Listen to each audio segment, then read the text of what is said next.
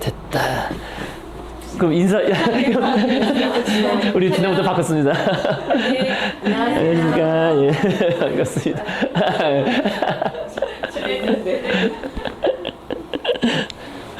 자, 그래서 오늘은 모네 이제 생애와 얽혀서 사실 오늘 그러니까 크게 인상주의 전시회, 인상주의에 대해서 얘기 사실 중심적으로 하고 있습니다. 그죠? 모네도 모네지만은, 그죠? 모네가 이제 인상주의의 가장 중심적인 인물이기 때문에 모네의 생애를 하면서 인상주의 얘기를 저희가 쭉 하고 있거든요. 그래서 오늘 앞부분, 맨 앞하고 맨 끝은 모네의 생애가 되겠고, 그다음에 그 사이는 인상주의 진행 과정에 대한 이야기가 되겠습니다. 그래서 일단 화면 또 바꾸기, 먼저 이거 우리 이제 기억나시죠? 예전에, 그죠? 아카데미 미술, 그죠? 이른바 살롱전, 그죠? 살롱전의 대표적인 화가 나온 알렉산드르 카바넬, 그죠? 카바넬 있고, 뭐 이게 뭡니까? 그래서, 소방관 미술이란 말 그때 나왔었습니다. 그죠? 왜 소방관 미술이냐? 응? 기억하세요? 왜 소방관 미술이란 말?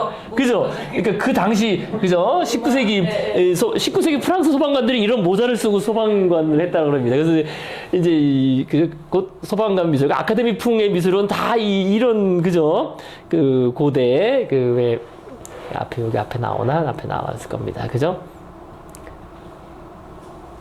어디 갔어? 왜 안 나오냐? 뭐 이런 식의, 그죠? 고대 그리스, 로마, 이런 소방관 모자 비슷한 거를 다 쓰고 있는 그런 역사화, 주로 그렸기 때문에 저것도 소방관 그렸다 해가지고 소방관 미술로 이렇게 비아냥거리는, 하지만 어쨌든 미술의 주류 권력이었죠. 그죠? 주류였던 아카데미 미술, 대표화가 알렉산드르 카바넬. 그래서 이 사람이 이제 대표적인 작품이 이것도 많이 나오는 거고, 요거 대표적인 작품이라고 했습니다. 그죠? 살롱전에서 그랑프리를 탄, 그죠? 그런 작품. 뭐 대표적인 이런 아카데미 미술 전형적인. 자, 요거 이제 기억해 두시고요. 자, 그래서 그건 됐고. 자, 그래서 이제 이런 살롱전에 대항해가지고, 살롱전과 아카데미 미술에 대항해서 새로운 미술, 그죠? 1860년대부터 새로운 미술, 마네로부터 시작된, 그죠? 그래서 마네 자체는 큰 대가라고 하기 좀 그렇지만 어쨌든 그때부터 미술이 바뀌게 된 그때부터 그래서 우리가 모던 아트, 그죠? 모던 아트. 그러니까 번역하면 근대 미술 이렇게도 하지만은 이제 일종의 영어로 그냥 들으시면 돼요. 현대 모던 아트, 그죠? 모던 아트. 그래서 사실 미술이라는 단어도 진짜 어려워. 이게 희한한 단어예요. 미술. 생각해보세요. 우리가 아트를 왜 미술이라고 번역을 하게 됐을까요? 그렇잖아요. 미술은 미는 아름다움을 미자고 술은 기술인데 이게 우리는 너무나 오늘 상식적으로 야 미술, 음악 뭐 이렇게 얘기하잖아요. 그죠? 근데 이게 왜 미술이냐? 이게 또 이때 이 자포니즘하고 또 연관된 얘기가 있어요. 그건 자포니즘 할 때 이제 일본 애들이 아트란 단어를 가져오면서 번역을 한 거거든요. 일본 공무원이 번역한 거예요, 이거. 이 자포니즘 때문에. 자포니즘, 만국 박람회 다 연결되어 있어요. 그런데 우리는 그게 그렇게 되면서 이 아트가 가진 본래 의미보다는 좀 이렇게 좀 다르게 됐죠. 그죠? 그래서 우리나라하고 일본에만 있는 말들이에요. 그런 말들이. 예를 들자면 뭐냐면은 미술, 조형 미술 이런 것도 다 사실은 그래요. 그쪽은 없어요, 그거. 대응하는 말이. 한번 찾아봐. 다 일본과 우리나라, 이 동아시아권에만 일본 애들이 근대 과정에서 만들어가지고 그 얘기는 나중에 또 한번 심도 있게 한번 따져보겠습니다. 그렇다면 사실 생각은 해봐야 돼요. 우리는 너무나 자연스럽게 미술. 아니, 미술은 단어가 왜 갑자기 생겼느냐. 아트가 어떨 때는 미술이고, 어떨 때는 예술이고, 어떨 때는 기술이고, 이거 좀 이상하잖아요. 그죠? 그 얘기도 나중에 그런 개념사도 한번 하시겠습니다. 자, 그래서 어쨌든 모던 아트, 그죠? 모던 아트. 그래서 아트는 크게 말하면 미술이라 그랬고요. 그죠? 우리가 기본적인 뜻은 미술이고, 미술은 이제 회화, 조각, 그죠? 공예 이런 거를 포함하는 거라 그랬습니다. 자, 그래서 오늘 이제 바로 들어가시겠습니다.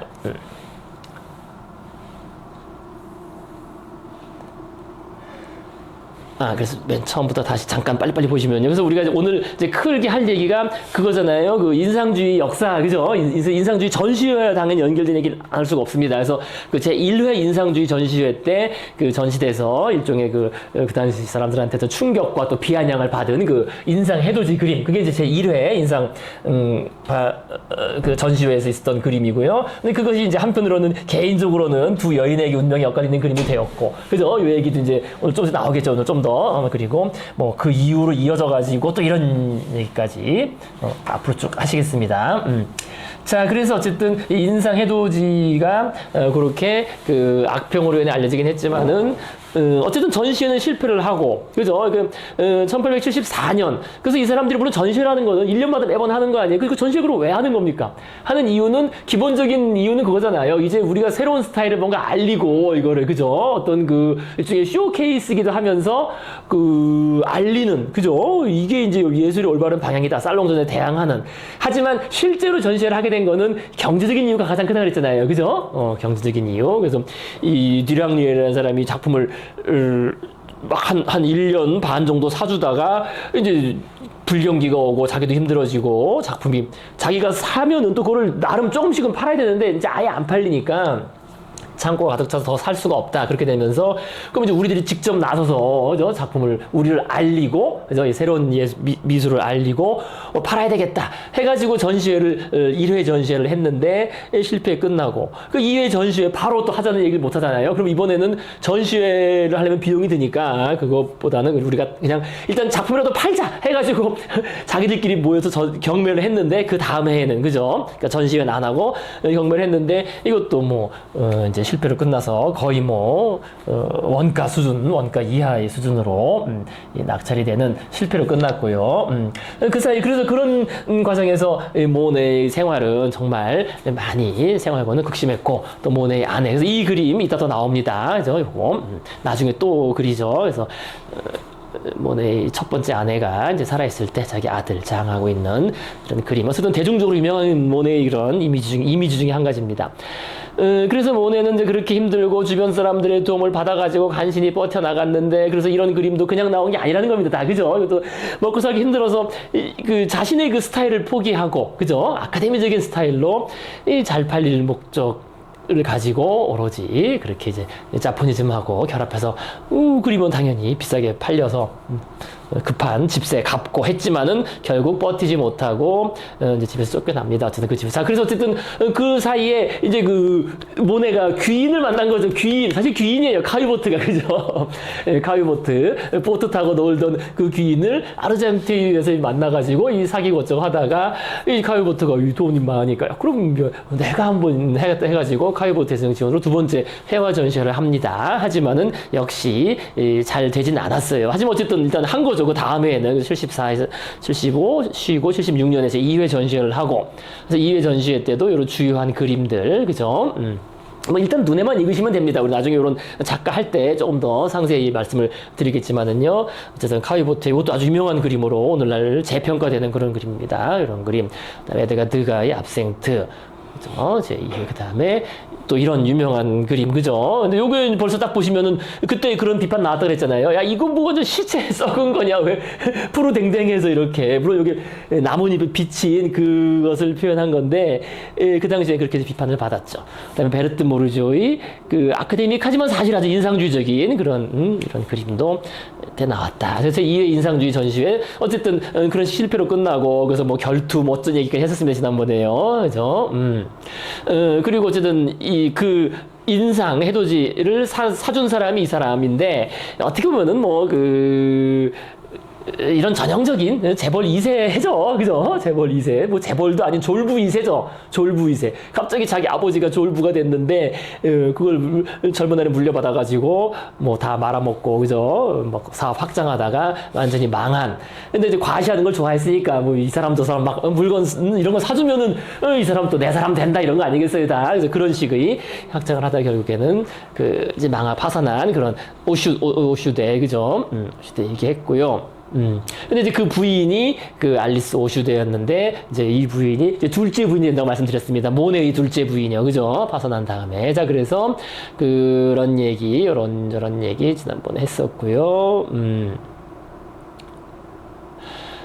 그래서 모네는 이제 그렇게 힘든 상황에서 또 다시 이제 카유보트가, 그래서 어떻게 보면 나중에 들어온 사람이 더 열정적이죠. 그죠? 카유보트가 그 다음에 계속 이제 해마다 이제, 그죠? 하는 거예요. 바로 그 쌀롱전 전에. 쌀롱전이 5월 1일이니까 그 전에, 그죠? 자기들은 쌀롱전이 개막하기 전에 4월 1일 보통 그 부근의 날짜를 잡아서 인상주의 전시회. 그래서 이제 3회 인상주의 전시회는 인상주의자라는, 그죠? 그 앵프레시오니스트라는 이런 명칭을 공식적으로 자기들이 이제 스스로 그래, 우린 인상주의자다라고 스스로 인정한 거죠. 드디어 처음으로. 그죠? 그 전까지는 뭐 어떤 명칭이 없었는데.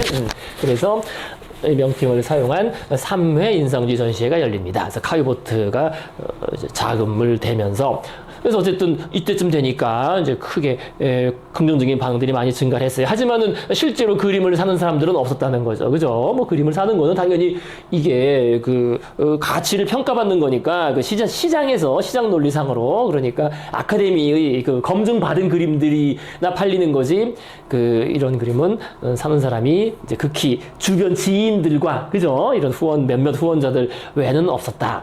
하지만 어쨌든 그래서 1, 2, 3회 인상주의 전시회가 그나마 이제 인상주의적인 전시회였던 거예요. 1, 2, 3회가. 근데 이제 4회부터는 좀 이제 바뀝니다. 그래서 오늘 이제 그 얘기가 들어가겠습니다. 자, 그래서 어쨌든 결과는, 흥행은 그렇게 실패했지만 어쨌든 나름 1, 2, 3회를 거치면서 인상주의적인 그림들. 그래서 그때도 말씀드렸지만은요, 이 사람들이 가장 어려울 때 나온 그림들이 또 오늘 인기가 좋아요. 오히려 또 그래요. 이 르누아르나 사실 모네도 뭐 후기 작품 뭐 많이 유명하기도 하지만은 이 앞서 이때 그죠, 한참 그 힘들었을 때 그 했던 것보다는 그 뭐라 그럽니까, 어떤 그런 게 좀 떨어져요. 그래서 항상 그 어떤 고통 속에 피어나야 되는, 그죠, 그런 거라고 볼 수도 있겠습니다. 자, 그래서 이제 이 3회 인상주의 전시회 주요 작품들, 그래서 뭐 유명한 작품들이죠, 그죠.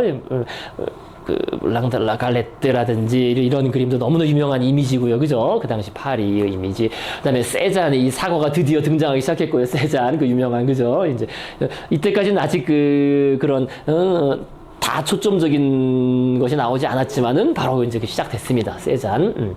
물론 세잔은 이거를 마지막으로 더 이상 전시회를 참여하지 않아요. 계속 살롱전을 시도하는데 이제 실패하죠, 살롱전.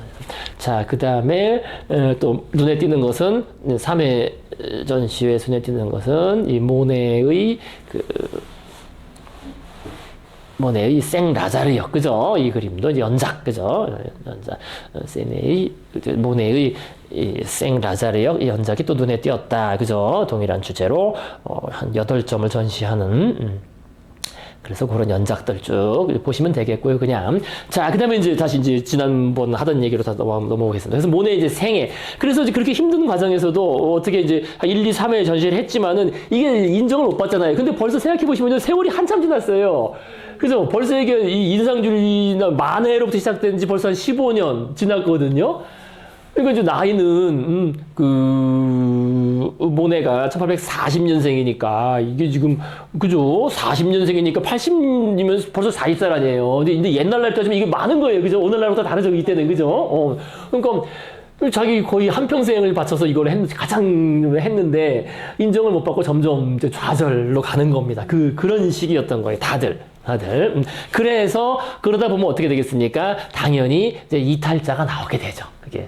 그래서 인상주의가 흔들리게 되는 이유가 여러 가지가 있지만은요, 그 인상주의자들이 이제 그런 문제가 생기는 거예요. 이렇게 너무나 어려운 상황에서, 뭐 그때도 말씀드렸지만 지인한테 떠넘기는 것도 어려워졌고, 왜냐면 지인들도 다 살 만큼 샀거든요. 이 지인들이라고 뭐 아무리 의사 어쩌고 해도 계속 살 수가 없잖아요, 그죠? 가끔 하나씩 사주는 거지, 그죠? 그래서 주변에 도움 어쩌고 했지만 힘들었고, 특히 모네 같은 경우에는 그 모네 첫 번째 아내 까미유가 둘째를 임신하고, 근데 집에선 쫓겨나가지고 아르쟁트 집에서 쫓겨나서 떠돌이 생활하는 와중에 또 낳았어요. 또 둘째도. 첫째도 그렇게 낳았더니 둘째도 그렇게 파리, 이 여인숙 뭐 이런 데를 전전하다가 이 둘째를 이제 낳은 거죠. 낳은 상태에서는 더 이상 일어나지 못하고 그래서 어떻게 이제 간신히 주변 도움을 받아가지고 베테라는 시골 농가, 사실 농가입니다. 농가. 그죠? 그 당시엔 뭐 농가 많잖아요. 그죠? 다 아직은 그 산업화가 완전히 안 됐으니까 파리를 좀 많이 벗어나면은 다 시골집을 넓은 그 집을 얻어서 이사를 하려고 하는데 이제 간신히 이사를 하고 집을 얻어서 이사를 했는데 근데 이제 이때 요 얘기 지난번에 했었죠, 그죠? 근데 아까 말씀드린 그죠? 해돋이 인상 해돋이를 구매한 그 오슈대 가 파산을 하고 말 그대로 빨간 딱지 다 붙어가지고 참 이 빨간 딱지란 말 다 차압당하고 진짜 말 그대로 길거리에 나앉은 거죠. 이렇게 진짜 갈 데가 없는 거죠. 길거리에 나앉았으니까. 그러니까 오시대 부인이 육남매를 데리고 모네를 찾아온 거예요. 이게 참 어떻게 보면 황당한 일이죠. 근데 이제 결국 왜 찾아왔겠습니까? 그죠? 그래도 그 전에 자신과 뭔가 살을 붙였던 사람 아니겠어요, 나름 이게, 그죠? 그 잘 나갈 때 자신의 집에서, 그죠? 뭐 내가 작업하러 오고 이랬을 때, 그거는 거의 다 이제, 오늘날 확실한 사이였다, 그죠? 그걸 인정을 하고 있습니다, 그렇게.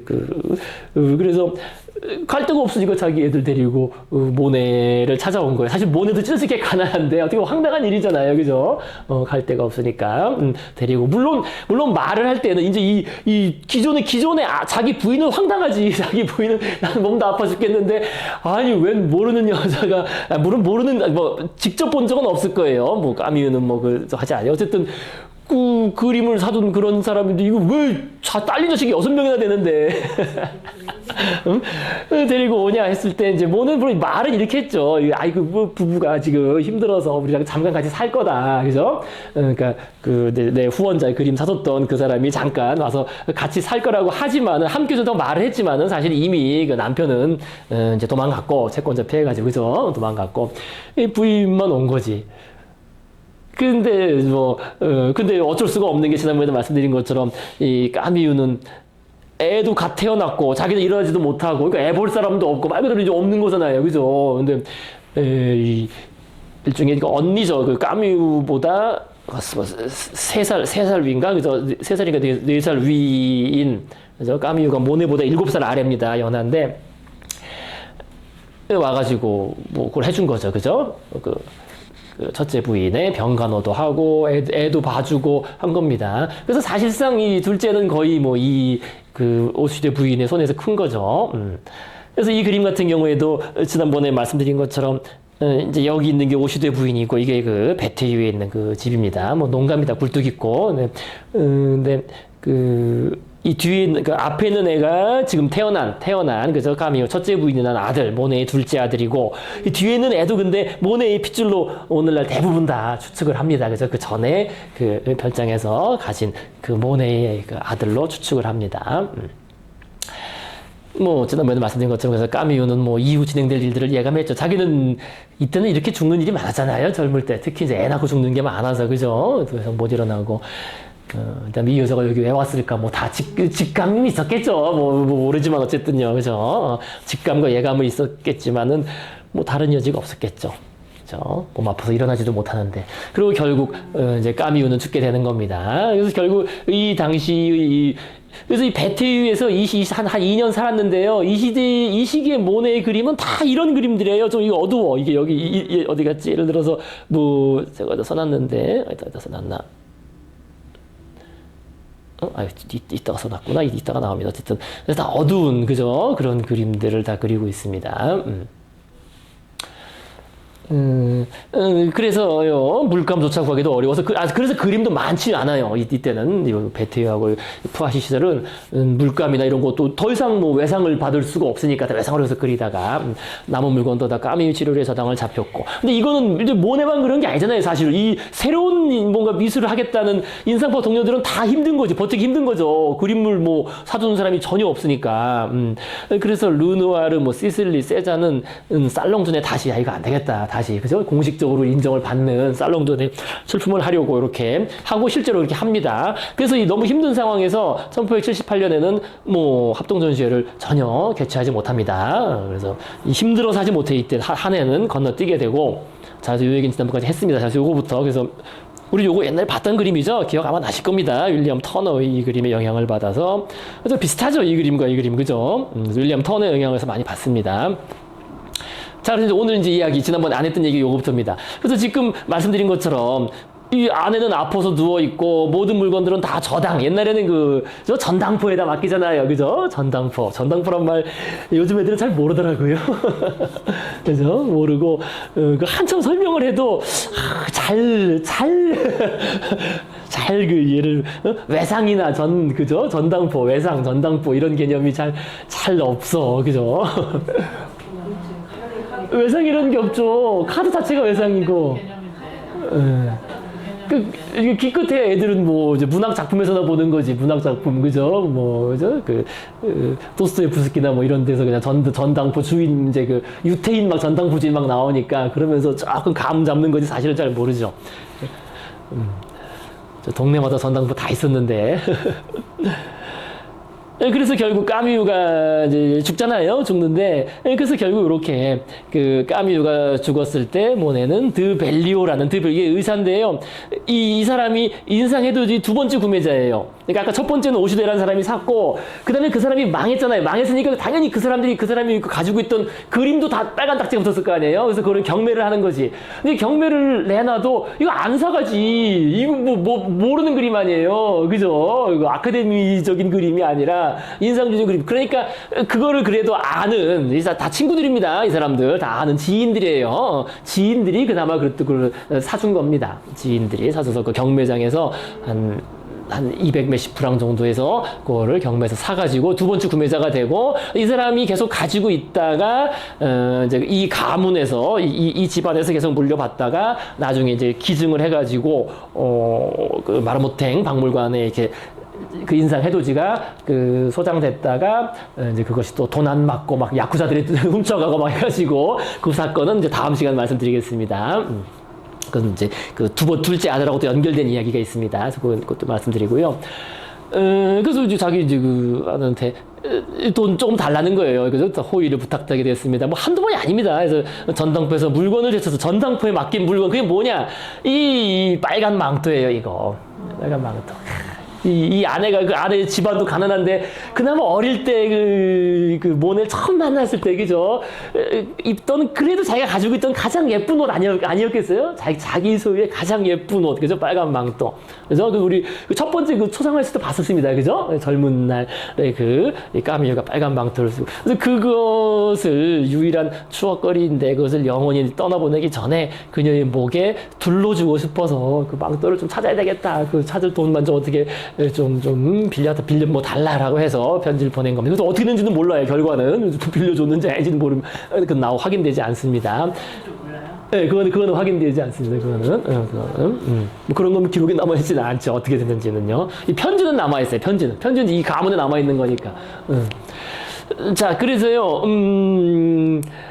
이게 클로드 모네가 아마도 아르쟁티유 시절 초기, 그러니까 가장 좋았을 때쯤, 그쯤에 아마 그림 같은데, 아르쟁티유 집으로 추정됩니다. 집 밖에, 그죠? 저렇게, 망토를 입고 이렇게 돌아보는 게 이게 참, 나중에, 일이 진행된 다음에 보니까, 회고적으로 보면은, 이 가슴이 아프게 되는 거예요. 그죠? 그때는 몰랐지만, 그러니까 지금 이 집 안에는, 이거 어떻게 됐어요, 나중에?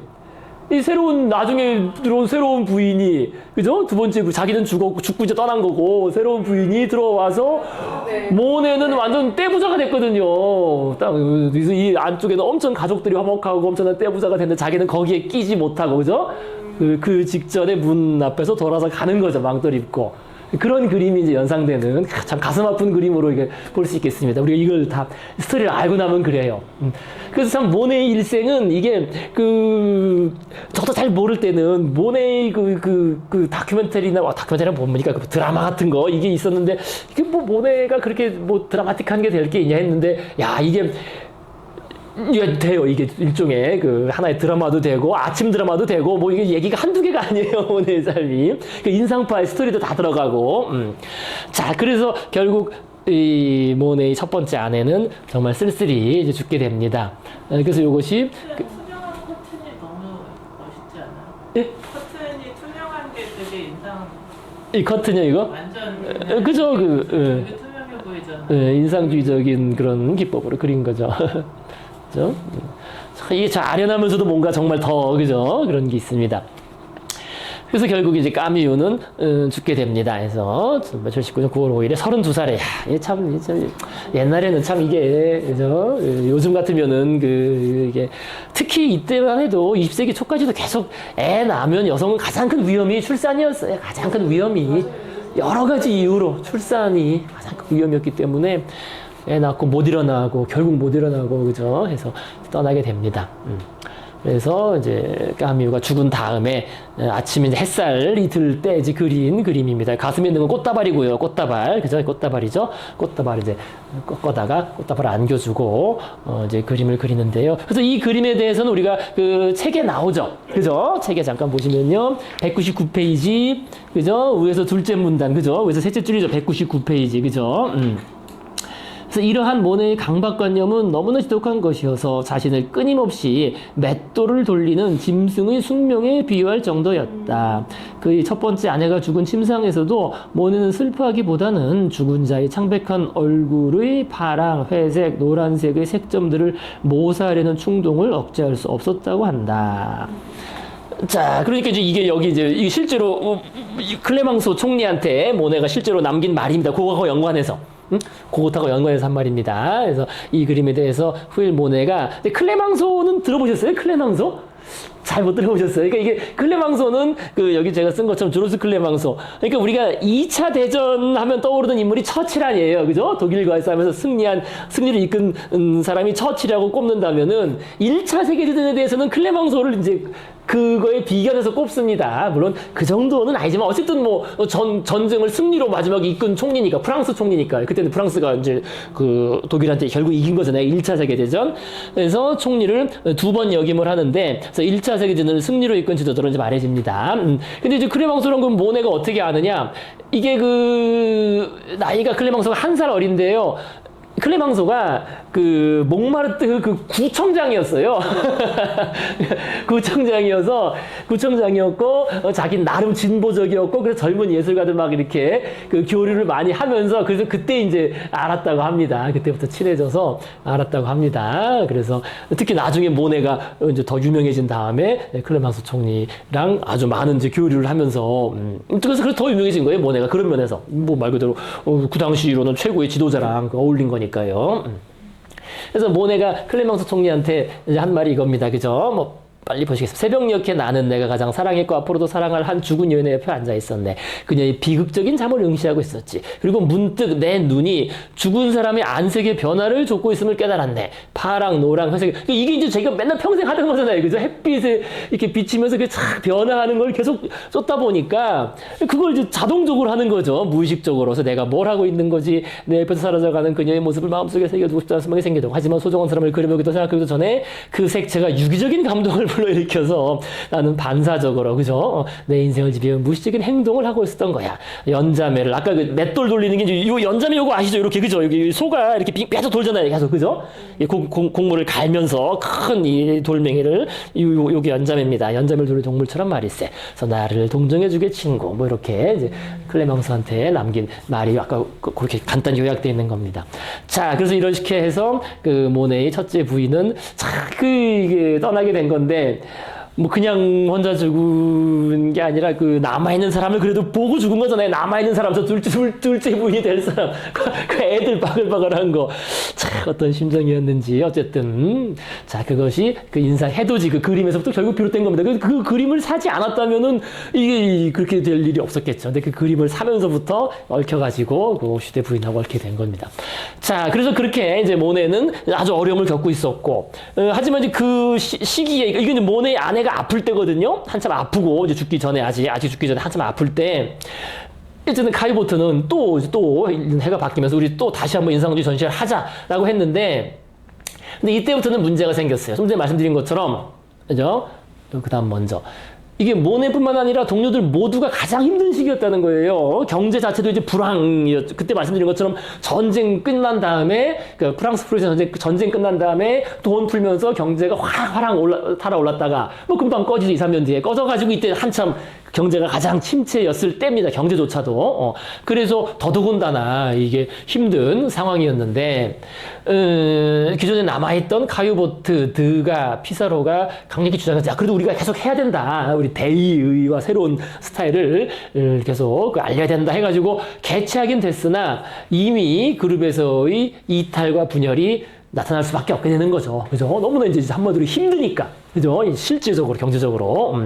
그래서 지금 먼저 모네부터. 그래서 모네는 뭐 이 전시하고 할 정신이 당연히 없었던 겁니다. 그래서 아픈 아내와 생활고 등으로 의욕을 잃은 상태였지만, 이제 카유보트가, 그죠? 카유보트는 이처럼 부자니까요. 카유보트가 모네 이전 그림들을 여러 곳에서 대여해서 참여하도록 하였다. 그죠? 뭐 새로 그린 그림 없으면 옛날 그림 이렇게 해서 가지고 있는 사람들한테 대여해서 이렇게 전시회를 하는 겁니다. 그리고 실제로도 79년은 거의 뭐 이제 도와줄 사람도 없어가지고 카유보트가 그나마, 그죠? 그 도움을. 근데 문제는 이게 밑빠진 독에 물 붓기라고, 아니, 그 전에 애 하나랑 아내 하나도 먹고 살기 사실 힘들었는데, 이제는 딸린 애가 8명이 된 거야, 8명에. 애 8명에. 새로운 부인에, 이거 만만치 않은 거야. 그림도 그려야지. 이게 장난이 아닌 거, 이게. 그러니까 이게 만만치 않은 거예요. 도움을 그렇게 주변에서 엄청 많이 받아서 또. 자, 그래서 그룹에서 이탈. 그래서 드디어 1, 2, 3회 때까지는 다 그 멤버들이 참여했는데, 이제 가장 먼저 이탈한 사람이 이제 르누아르로, 뭐 사실 이탈이라고 할 수는 없는데, 한편으로는요, 그러니까 살롱전에 출품했을 뿐인데, 살롱전에. 그죠? 근데 물론 그럴만한 이유는 있어요. 그래서 르누아르는 생활고, 근데 르누아르는 그래도 이게 홀몸이야, 홀몸.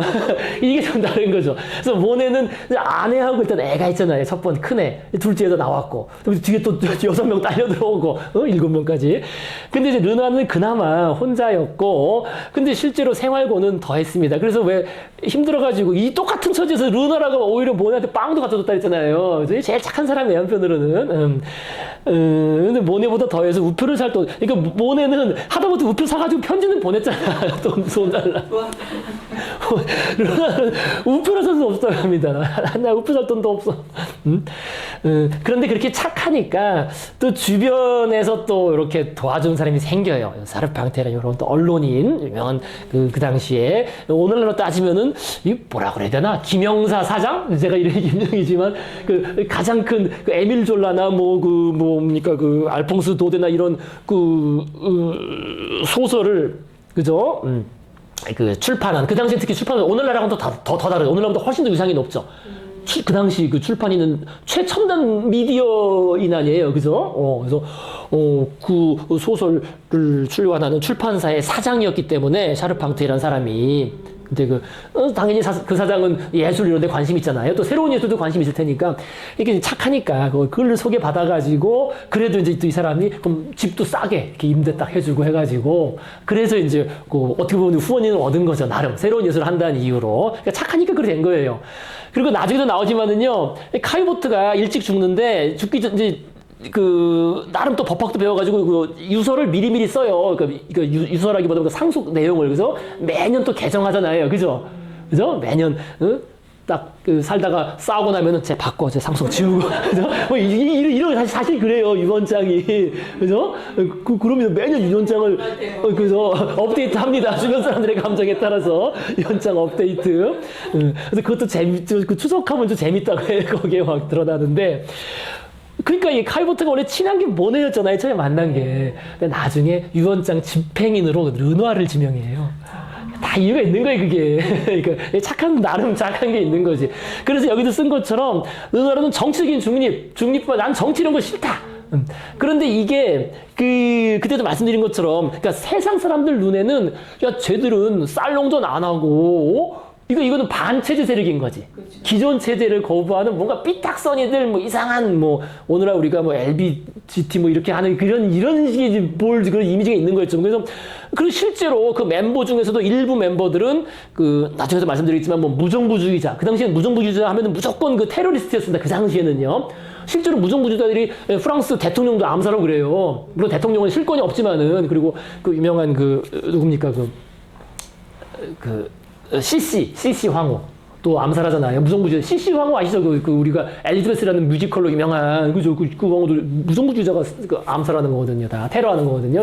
그래서 이게 그러니까 이제 실제로 무정부주의자가 있었어요. 이게 그 여기 이제 예를 들어서 드가가 데려온 라팔레 이런 사람 무정부주의자였습니다. 피사로도 무정부주의자였고 그게 그 당시에 또 그렇게 유행을 했던 거죠. 그래서 이 르누아르는 이제 이유가 여러 가지지만은요. 일단 자기 찢어지게 가난해서 나는 일단 살롱전에서 좀 인정받아야겠다. 또 나름 후원자도 생겼고, 그다음에 이제 이 정치색. 나는 우리 모임의 정치색 이런 걸 띠는 걸 싫어한다. 근데 자꾸 이런 정치색을 띠려고 그러고 이러면 나는 안 된다. 또 제 드가 좀 이따 드가 얘기 나올 텐데 드가가 너무나 독설가면서 독단적인 면이 있어요. 그러니까. 좋은 말로 말하면은 바름 소리 하는 거고, 나쁜 말로 말하면은 남 기분 나쁘게 말하는 거. 그러니까 싸가지 없게 말하는 거고, 쉽게 말하면은. 그런 말 하잖아요. 그죠? 그래서 그런 것 때문에, 이제 그래서 멀리 떨어져 있다가, 아까 말씀드린 그런 후원인, 출판인을 소개받아서 그 출판인 부인과 아이들을 그린 큰 초상화를 그립니다. 그러면 어떻게 되겠어요? 당연히. 그걸 그려가지고 살롱전에 제출하면 사람들이 야야 부인 빨리 모셔 가지고 제일 좋은 자리에 가운데 딱 놓은 거 다른 사람들이 우리 부인 아주 잘 나왔어요 이렇게 되는 거 아니겠어요 이게. 왜냐면 이게 아까도 말씀드린 것처럼 이것도 언론 중 그 당시 그 대중 매체 중에서는 최고봉입니다. 그 당시는 소설 제일 잘 팔리는 소설을 출판하는 출판사 게다가 뭐 다른 신문도 가지고 있었고 하니까요. 당연히 그러니까 그 부인을 그렸으니까 사실 이 부인 때문에 이제 엄청 성공 얻은 거예요. 자, 그래서 어쨌든 르누아르는 이제 그런저런 이유로 이제 이탈을 한 거죠. 근데 이게 원래 자기들이 말은 그렇게 했지만은 살롱전에 출품한다 그래서 이탈한 건 아니거든. 그런 규정은 없어. 자기들이 규정이 없잖아요. 그냥, 그죠? 근데 이제 이것도 드가가 뭐라 붙인 거지. 쟤 살롱전 나갔으니까 쟤는 일종의 그 분열주의다 해가지고 지금 막 카이부트랑 또 싸움이다. 그래서 일종의 분열주의가 되는 거죠. 쟤 살롱전 제출했으니까 우리의 적이다. 이렇게 돌리고, 그죠? 쉽게 말하면은, 그죠? 분열주의. 오늘 날 많이 하는 정치적인 갈라치기, 그죠? 그래서 드가가 또 그렇게 나온 거예요. 그러니까 더 싫지. 그래서, 근데 이렇게 되고 나니까, 어쨌든 모네도 나도 힘든데 그럼 나도 왜냐면 그나마 모네가 또 친한 게 르누아르였거든요. 그래서 살롱전으로 이제 마음이 이제 기웁니다. 그래서 모네는 그 다음에 이제 살롱전에 참여를 하죠. 그 다음에 자 그리고요 또 아까도 말씀드린 것처럼 그래서 힘들었기 때문에 세잔도 몰래 살롱전에 출품했다가 낙선한 게 이제 나중에 알려집니다. 나중에. 근데 세자는 이 남부지방에 계속 살았어요. 파리에 있지 않았고. 그다음에 앞에도 시슬리도 야, 안 되겠다 해서 했는데 또 낙선해였고. 그다음에 베르트 모리조는 그죠? 마네의 동생하고 결혼한 그죠? 외젠마네랑 결혼한. 그래서 출산 직후라 참여하진 않았지만은 뭐 그림 몇 점을 전시한. 자, 그래서 어쨌든 이런 이제 사정이 있었습니다. 이런 사정이 있어가지고요. 어쨌든 그 과정에서도 카요보트는 자기는 뭐 돈이 있으니까 그래서 내가 이제 하니까 그래도 계속 해야 되는 거 아니야 해가지고 모으려고 했는데 이렇게 저렇게 이탈하고 그 드가 같은 뭐 분열주의자 근데 이 말빨로는 또 드가가 엄청 그 말을 잘하는 거지 뭐 일종의 뭐 그런 어쨌든 그죠 그런 식입니다. 말을 잘하니까 틀린 말은 안 하는 거니까 한편으로는 그래서 전시회를 이제 하게 되는데요.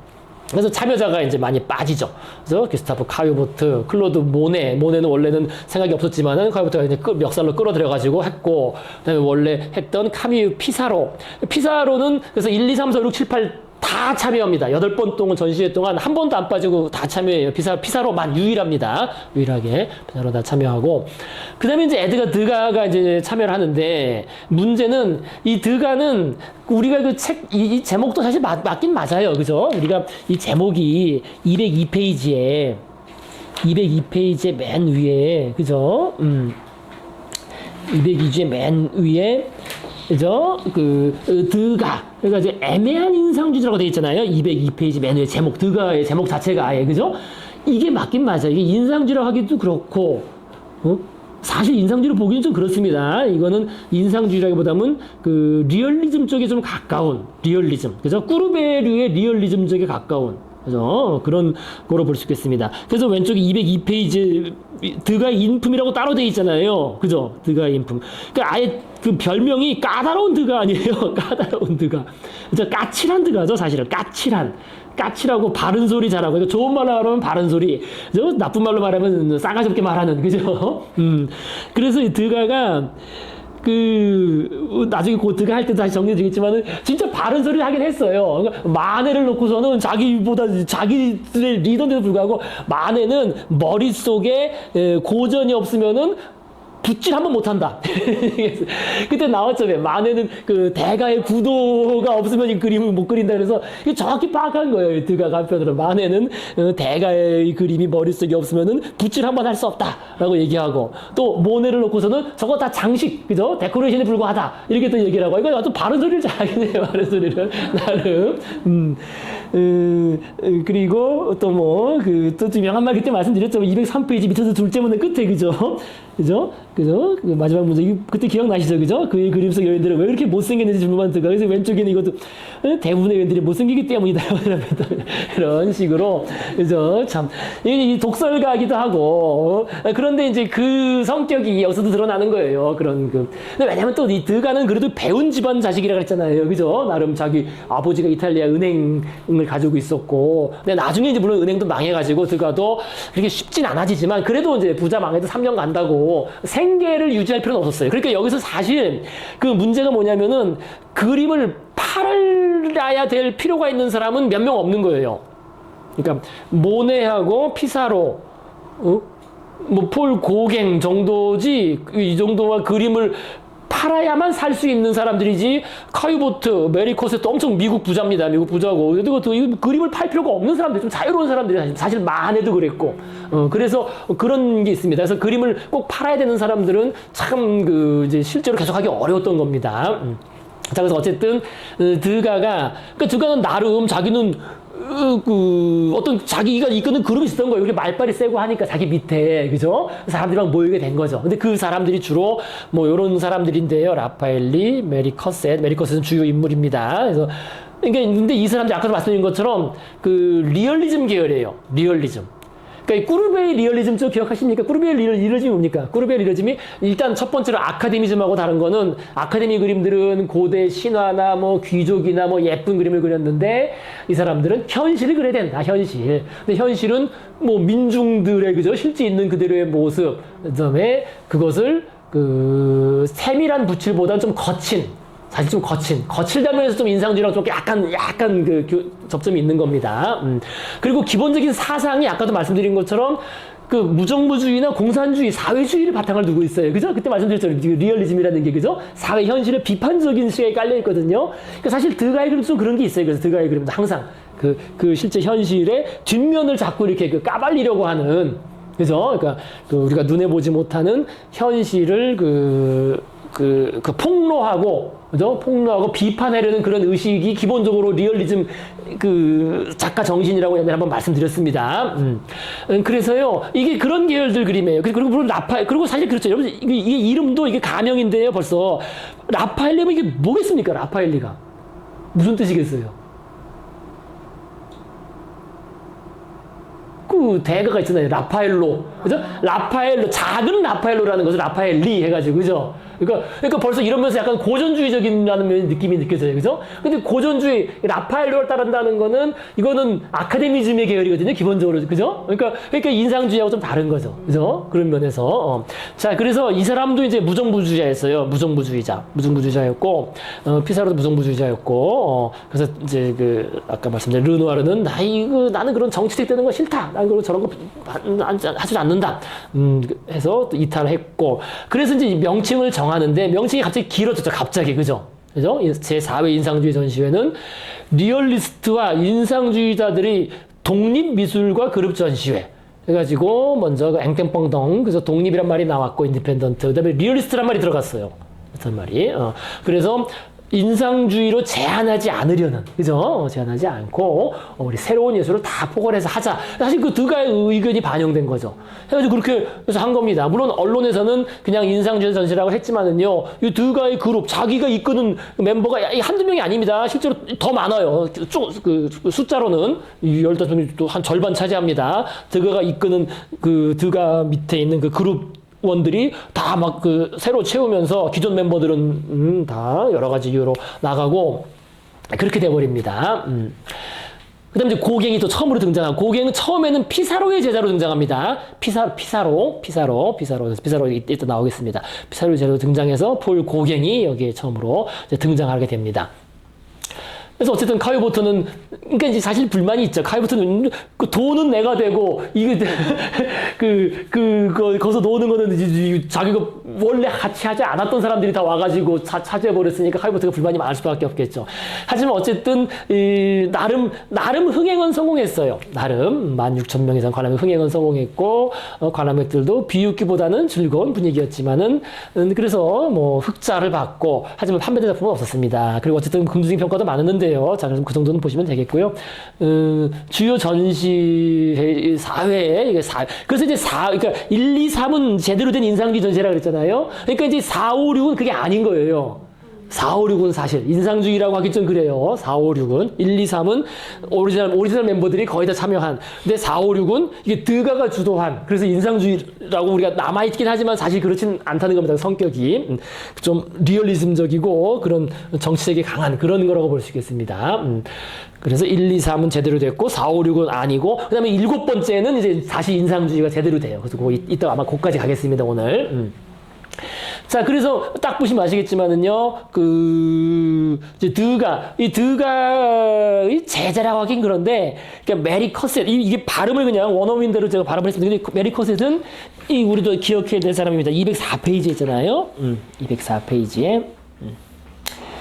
그죠? 그 외의 인상주의 화가들 해서, 그래서 인상주의 화가 할 때, 그 여성으로는 2명을 꼽아요.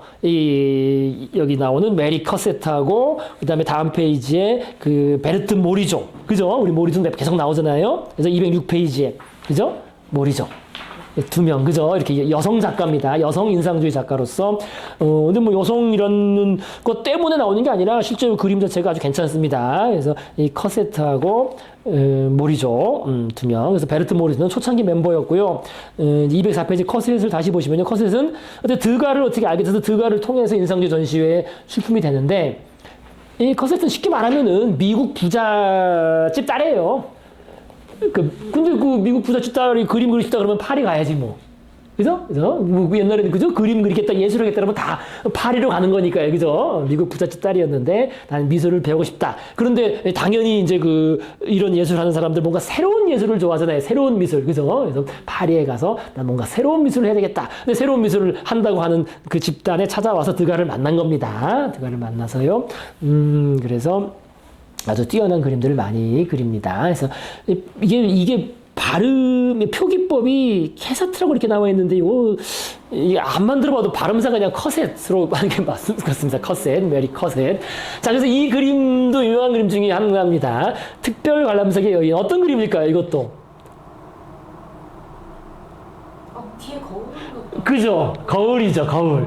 그죠?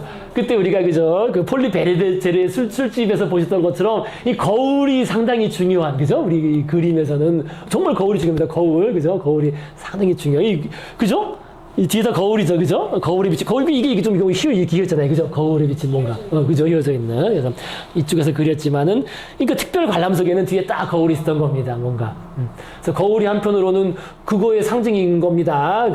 베르사유 궁전 거울의 방인 것처럼, 그죠? 대형 거울 자체가 어떤 지위와 일종의 고급 가구? 가구 개념, 고급 가구 개념입니다. 우리 옛날 자개장처럼, 그죠? 고급 자개장처럼. 그래서 거울 자체가 어떤 부와 신분의 상징이고, 정말 뒤에 큰 거울이 있는, 그리고 특별 관람석인 거죠. 그죠? 근데 딱 보시면 아시겠지만, 여성이 약간 미국 여성 분위기가 나죠. 그죠? 딱 봐도, 그죠? 자기가 미국 여성이라서 그래요. 그죠? 미국 출신이라서. 딱 봐도 프랑스 쪽보다 미국. 그죠? 그죠? 미국풍의 약간 그런 여성. 자, 그래서 이런 그림도 메리 커셋도 주목을 받았고요. 어쨌든. 주요 작가입니다. 근데 저도 인상주의적인 그런 게 좀 나요. 그 다음에 요거 같은 경우에도 뭐 별것도 아닌 것 같지만 참 생각해보면 이게 참 쉽지 않다는 걸 알 수 있어요. 그림을 그린다는 게. 왜냐면 우리가 눈을 그릴 때 이게 착시현상이 항상 발생하는데 요게 또 그 당시 또 그 새로운 그 모던 그 엔터테인먼트 중에 하나가 뭡니까? 모던 엔터테인먼트. 그게 바로 서커스예요, 서커스. 그러니까 물론 서커스와 그 고개단은 옛날 고대부터 있었지만은 이제는 보다 많은 그 도구나 그죠? 그 다양한 그 이국적인 동물들, 특히 그죠? 이국적 동물. 그죠? 그게 달라요. 그죠? 그냥 주변에 볼 수 있는 동물이 아니라 이국적인 뭐 아프리카 뭐 코끼리 뭐 이런 거. 그죠? 그런 서커스가 또 이 모던 그 엔터테인먼트 새로운 걸 차지했죠.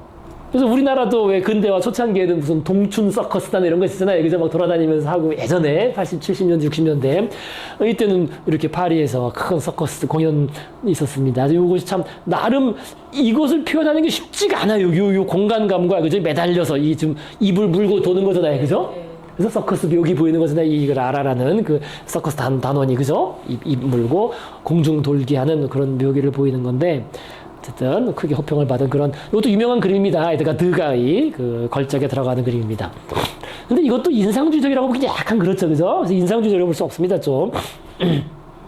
자, 그 다음에요. 요건 하나 기억해 두셔야 돼요. 그래서 아까도 말씀드린 것처럼 모네는 이번 전시회, 즉 4회 전시회에 참여할 의욕도 없고 의사도 없고 사실 작품도 없어요. 새로 낼 작품은 없잖아요. 그죠? 없는 거지. 별로 그린 게 없으니까. 그래서 카요보트가 이전에 전시됐던 그림들을 여기저기 약간 빌려와가지고 모네 딱 해서 이렇게 맞춰줬다는 건데 아까 말씀드린 그 드벨리오 그죠? 두 번째 구매한 이 의사로부터 이걸 빌려가지고 4회 전시에 다시 전시합니다. 다시 전시해요. 그래서 예전에 그 어디냐 제가 대학에서 누가 이거 이게 4회라고 나오는데 왜 1회냐. 근데 그게 아니라 2번 나온 겁니다. 2번. 그건 이제 상식 기억하시기 바랍니다. 그래서 1회 전시 때 전시됐었고, 다시 나중에 4회 전시에 그림 채우려고 다시 빌려다가 집어넣은 거다. 그래서 똑같은 그림이 다시 한번 또 전시됩니다. 자, 그 다음에 뭐 새로 그린 그림도 뭐 몇 개 있긴 있었어요. 뭐 없진 않죠. 그래서 요런 게 이제 새로 그린 그림 중에 하나입니다. 우리 많이 봤었죠. 그죠? 요거, 그죠? 1878년, 축제. 그래서 요것이 모네가 파리를 주제로 그린 그림으로는 마지막 그림입니다. 그 이후로는 파리를 주제로 그리진 않았어요. 파리의 생활을. 어쨌든 상당히 인상주의적이죠. 그죠? 예. 그 원색주의에 기반을 둬서, 그죠? 색을 섞지 않고 원색을 물결치듯이 그려가지고 그 살아있는 그런 느낌, 인상을 그린. 자, 그 다음에 4회 인상주의 전시회. 자, 그래서요, 어쨌든 4회 인상주의 전시회는 아까도 말씀드린 것처럼 제대로 된 인상주의 전시회는 아니었던 겁니다. 그래서 1, 2, 3은 제대로 됐지만 4, 5, 6은 요거는 드가가 주도하는 좀 사실주의적이고 약간 정치색도 좀 있는 그래서 뭐 제가 뭐 따로 뭐 중요 작가는 아니니까 안 집어넣었지만은요, 요런 그 아까 말씀드린 요런 사람들 그 드가가 이끄는 요런 그 라팔리나 이런 사람들의 그림은 리얼리스트 그림은 보통 그런 거잖아요. 왜 그 꾸르베가 그린 게 돌 깨는 사람들 그리고 이 라팔리 그림은 주로 그런 그 빈자들 그죠? 가난한 사람들 뭐 그런 그림들이 많아요. 스스로도 무정부주의자였기 때문에 그죠? 그런 무정부주의자 사회주의자였기 때문에요. 그래서 그런 리얼리즘적인 그림들이 많았다는 겁니다. 자, 그래서 그런 4회 전시회 때 어쨌든 일부 그 멤버들이 이탈을 했고, 자, 그래서 이제 그 시기에 모네는 이제 베테유로 옮겨서 결국엔 이제 아내가 죽고 그래서 거기서 한 2년 살았는데요. 어쨌든 이 그림, 그래서 이 모네가 이때 그린 그림들은 이게 그죠? 그 겨울 그림들이 많아요. 베테유를 보내는 겨울, 강, 얼음, 서리, 안개 이렇게 이 마음이 추운 이런 그림을 주로 많이 그렸습니다. 그래서 이렇게 그 베테유 자기 사는 곳 근처에 얼음이 녹는 그런 그림을 그렸는데요. 그런데 이제 이때부터 슬슬 이제 바뀌는 겁니다. 겨울은 아직 끝나지 않았지만 서서히 얼음이 녹기 시작하고 있어요. 실제로 이제 그 삶 자체도 이제 슬슬 이제 좋아지기 시작한 때가 되는 겁니다. 아직 뭐 크게 좋아지진 않았지만은요. 자, 그래서 이렇게 이것도 모네 스스로는 상당히 중요한 작품으로 여겼던 그림이에요. 모네 스스로. 좀 그렇죠. 전형적인 인상적인 그림, 인상주의 그림이잖아요. 그죠? 어떤 해가 이게 지는 것 같기도 하고 이쪽에서 햇살이 비치는 것 같은 겨울, 그죠? 겨울강에 여기 이렇게 다 이 얼음에 이런 그 그림자가 진, 그죠? 이런 거를 표현한. 그래서 이 그림을 살롱전에 제출하지만 요 그림은 낙선합니다. 다른 그림은 이제 입선하고. 그래서 베테 시절에 그린 이런 그림들이다. 자, 그래서 이제 까미오는 죽고, 이제 해가 바뀌면서, 죽은 다음부터 이제 뭔가 이제 슬슬 풀려나가기 시작해. 자, 이게 그 첫 번째 부위는 이게 뭡니까? 아까 말한 그 그림, 봤던 그림처럼, 죽은 다음에, 80년 1월에 뒤랑 리얼이 강력한 경쟁자인 조르주 뿌띠, 이것도 나름 그 미술사에 꼭 나오는 사람입니다. 이 뿌띠가 모네의 유화 샘 3점을 구입하는 이런 일이 발생해. 이거 엄청난 거죠, 사실 이게. 왜냐면 인상주의 그림은 화상들이 사진 않았어요. 그렇게 아는 사람들이 좀 사주고 했을 뿐인 거지. 화상들은 오로지 뒤랑 리얼만 그냥 샀는데, 이 조르주 뿌띠는 기존의 살롱전의 작품을 취급하던 그런 사람이에요. 그런데 그 사람이 나도 한번 사볼까 해야지 이제 사기 시작한 겁니다. 그죠? 사기 시작한 겁니다. 사서, 그리고 그거를 사고 또 모네는 이제 너무 힘드니까 이제 살롱전에 주점을 출품합니다. 80년에는 그래서 거기에 참여를 안 해요. 제5회 전시에 참여를 안 하면서 살롱전에 나도 유명해져서 출품을 합니다. 그래서 요것이 살롱전에 출품한 아까 요 두 그림을 요거랑 요거를 출품했는데 앞에 거는 떨어지고 요거가 이제 이 그림만 입선했습니다.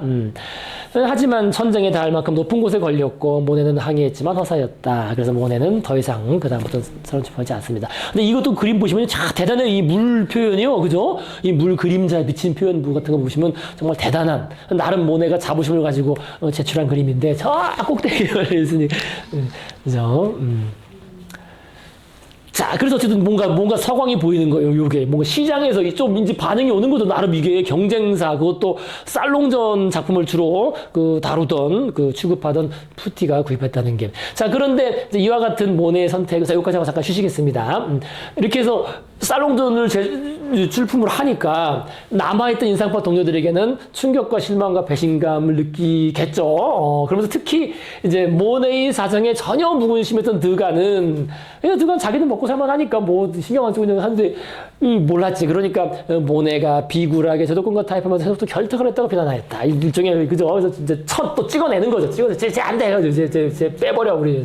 그래서 심지어 드가가 광고에 이런 걸 게재했어요. 광고 일간지에. 이때는 이런 일이 있었어요. 이게 그죠?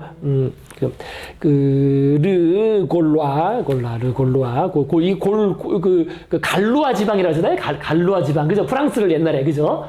그래서 거기 골족이라 그러는데, 그죠? 갈루아. 그래서 골루아. 예, 이런 식으로. 광고, 떡하니 광고가 실렸어. 그죠? 클로드 모네시 장례식이, 이 죽었다는 거지, 그죠? 5월 1일이 무슨 날입니까? 5월 1일? 우리한테는 신도자날인데. 아니, 살롱전 개막이래요. 살롱전이 매년 5월 1일부터 31일까지 살롱전 개막일. 이거 살롱전이 지금 출품했으니까 80년 사람이 출품한 거예요, 모네는. 그러니까, 그죠? 이 전시에 자기들 전시에 참여하지 않고 살롱전 지금 출품했으니까. 그러니까 5월 1일 살롱전 개막일, 그죠? 오전 10시에 장례식이 열린다는 거야. 쟤 이제 죽었다는 거지. 예술적으로 죽었다는 거 쉽게 말해서. 신문을 크게 낸 거 이렇게. 그죠? 산업관이 살롱전이 열리던 곳이, 그죠? 원래는, 그죠? 루브르 살롱 카레였는데, 이제 나중에 산업관을 옮겨서, 이제 규모가 커지면서, 프랑스 산업관에서 열렸다. 그 산업관, 그래서 살롱전이 열리는 곳. 그 다음에 카바넬 아까 나왔죠. 알렉산드르 카바넬. 아까 맨 처음에 그래서 말씀드린 거예요. 그죠? 카바넬이 살롱전을 대표하는 작가. 그 작가 이름. 그죠? 아까 나왔으니까 비너스 누워있는 그림 그린 거. 그러니까, 그렇게 붙인 거야, 이게. 그죠? 니는 살롱전에 갔으니까 예술적으로 죽었다. 모네는, 그죠? 실에서 열립니다. 그 자리에 참석하지 말아주시기 바랍니다. 야, 가서 보지 마. 자꾸 볼 것도 없다. 이런 식으로. 이걸 떡하니 일간지에, 모든 사람 보라고 이제 광고를, 물론 드가가 한 거죠. 근데 이게 또 황당한 게, 지가 수장이라고 썼어. 그죠? 자기가. 그죠? 자기가 유파 수장, 그 다음에 또 라파엘이 자기 가장 밑에 있는 쫄자, 그죠? 쫄자. 자기 가장 말 잘 듣는, 거기는 이거 동의하지도 않고, 거기는 후계자로 해버렸어요, 이것도. 그죠? 그러니까 이제 그만큼 독단이. 까지도 자기가 다 쓴 글이에요? 선생님 쓰신 게 아니고? 제가 쓴 거 아닙니다. 이렇게 돼 있는 게 그냥 인용이 온 거예요. 인용이 온 겁니다, 제가. 네. 그다음에 자기가 데리고 자기 밑에 왔던 커셋, 카요보트, 물론 카요보트 동의를 얻었는지 모르겠어요. 저는 피사로, 포랭, 브라큰, 루아드 이런 식 고식의 옛 제자친구 동지들 올리고 이렇게. 그러니까 이게 얼마나 황당해요. 공인의 그 이런 식으로 그러니까 당연히 이거를 모네가 봤으면 이게 드가랑은 완전히 이제 그죠? 물론 드가도 그렇게 말했어. 난 앞으로 저희가 안 본다 얼굴 안 본다 이렇게 아예 그냥 아예 척을 져버린 거지 말 그대로 진짜 말 그대로 공개적인 손절 이상의 그죠? 그런 식의 광고를 내버린 겁니다.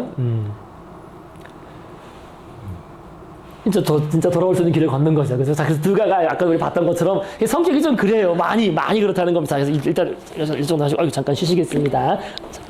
됐습니다. 자, 그래서 인상주의 전시회, 빨리 가시겠습니다. 자, 그래서 어쨌든 이런 식으로 해서 결국에는 이제 모네도 살롱전에 출품하면서 드가가 아예 선을 그어버린 거죠. 니들은 다 이제 나가라. 오히려 드가가 지가 이제 이렇게 6% 수장을 자처하고 나선 겁니다. 자, 이것도 한편으로 좀 그렇긴 해. 왜냐면은 사실상 이거의 수장은 다른 사람들이 보기에는 누구로 생각하겠습니까? 누구로? 마네죠, 마네. 그래도 마네가 전국구 인물이고 마네가 여기에 참여는 안 했어도 그래도 저 새로운 뭔가 저 패거리들의 그 수장은 아직은 마네가 살아있거든요. 그래서 마네를 여기는데 오히려 근데 드가는 마네도 우습게 여겼다 그랬잖아요. 그죠? 마네 좀 우습게 여기면서 자기가 이렇게 했다는 건 제가 참 이게 조금 오버한 거지. 예. 여러 가지 의미에서. 예. 자, 그래서요. 그러니까 결국에는, 근데 어쨌든 사실 모네가 중요하긴 중요했습니다. 왜냐면은 가장 강한 신조. 그래도 모네는, 그죠? 인상주의에 대한 신조가 제일 강했거든요. 근데 모네가 이탈하면서 그룹은 와해 직전이었고, 그래서 다른 멤버들이 전시에 계속하지만 이제 인상주의 전시를 볼 수가 없다는 겁니다, 사실상. 그래서 어쨌든 5번째 전시회를 하긴 하는데, 그래서 결국 드가와 이제 카요보트가 막 이제 대립을 합니다. 그래서 요 용어명 얘기는 뭐 중요하지 않으니까 빼겠습니다. 빼고요. 근데 뭐 이제 아까 말씀드렸던 카요보트가 돈이 제일 많았고, 근데 모리조도 나름 부르주아 집안이고, 커셋은 뭐 미국 그죠? 미국 부잣집 딸이고, 그래서 좀 돈을 내 가지고 하긴 합니다. 근데 벌써 여기서도 이렇게 세파로 갈라져요. 그냥 쓴 게 아니라 그래서 이런 식으로 원래 그 정통에 있던 그나마 베르트 모리조가 소창의 멤버입니다. 베르트 모리조하고 그다음에 카이보트 나중에 붙은 요 정도가 이제 원래 오리지널 쪽이고, 그다음에 드가와 그룹 멤버들, 그다음에 또 요거는 또 이제 피사로하고 고갱. 어쨌든 고갱은 처음에는 피사로의 제대로 여겨졌습니다. 고갱은 중요한 인물이죠, 그죠? 근데 이제 나중에는 이제 그 고갱이 인상파 자체를 비판을 하고, 피사로도 고갱 저희 모습을 서로 싸우고 헤어져서 오늘날에도 이렇게 생각 안 하잖아요, 그죠? 근데 어쨌든 고갱은 처음에 인상파의 제자로 들어갔습니다. 그렇게 보시면 돼요. 큰 틀에서는. 그러니까 사실 인상주의 전시회가 아니에요. 그래서 사실 없잖아요. 사실 이 사람들이 다 주도했기 때문에 드가 쪽이. 그래서 뭐 주요한 작품들 벌써 그림도 그래요. 이렇게 요것도 뭐 드가의 어떻게 보면 참 그러니까 리얼리즘적인 그림이라는 겁니다. 리얼리스트의 어떤 그죠? 노동자들을 그린 건 아니지만은 이 쉬고 있는 분, 다리가 얼마나 아프겠어요, 사실 이게. 젊은 애들이지만요. 그래서 쉬고 있는 이 다리 잡고 이렇게 있는 이 모습을 이렇게 그린 이런 그림. 그다음에 메리 커셋이 그래도 인상주의적이긴 하죠. 이렇게 또 아까 그거를 좀 다른 식으로 뒤에 거울 있죠. 그래서 특별관람적인 리디아를 다른 식으로 그린 그림. 어쨌든 상당히 미국 여성 티합니다. 그다음에 요것도 그림 크게 보면 참 정말 대단히 잘 그렸어요, 메리 커셋.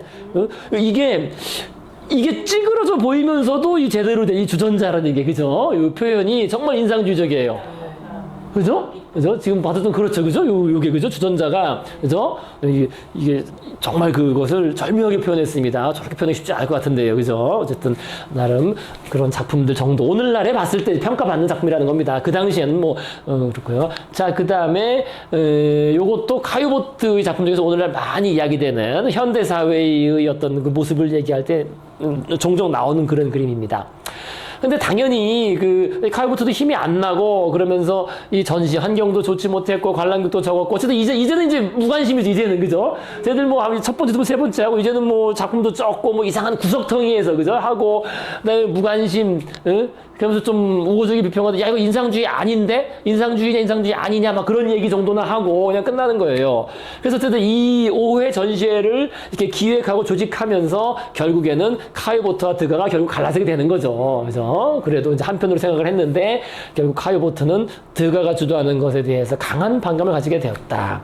그래서 야, 안 되겠다. 나는 내가 다시 그죠 전시회를 본래 우리 인상주의 자기가 처음 접했던 그 모네와 처음 그 아르헨티나에서 만나서 그림을 그렸고 그걸로 다시 돌아가야 되겠다라고 이제 카이보트가 마음을 먹습니다. 마음을 먹고 이제 진행을 합니다. 그래서 드가의 네 말고 너는 몰라도 네가 데려온 사람들 그냥 빼고 원래대로 하자 이런 식으로 그죠? 드가의 그룹을 배제하고 그다음에 살롱전 출품 여부와는 우리가 살롱전 출품 하던 말든 그거는 개인의 자유지 우리가 그걸 가지고 우리 뭡니까 그 멤버의 자격을 따질 게 아니다 그죠? 그래서 본래 멤버들로 새로운 전시회를 조직할 생각이었는데 문제는 요 이제 피사로 그죠? 그래도 같이 계속 해왔던 피사로는 모든 전시회에 참여했습니다. 나이도 모네보다 10살 많아요. 연장자고. 그런데 피사로가 동의하지 않어. 왜냐하면 피사로는 어려울 때 드가로부터 도움을 받았기 때문에 야 그래도 드가 제 말 들어줘야 된다 해가지고 그럼 내가 빠지겠다 해서 카이부트가 빠져버립니다. 아예.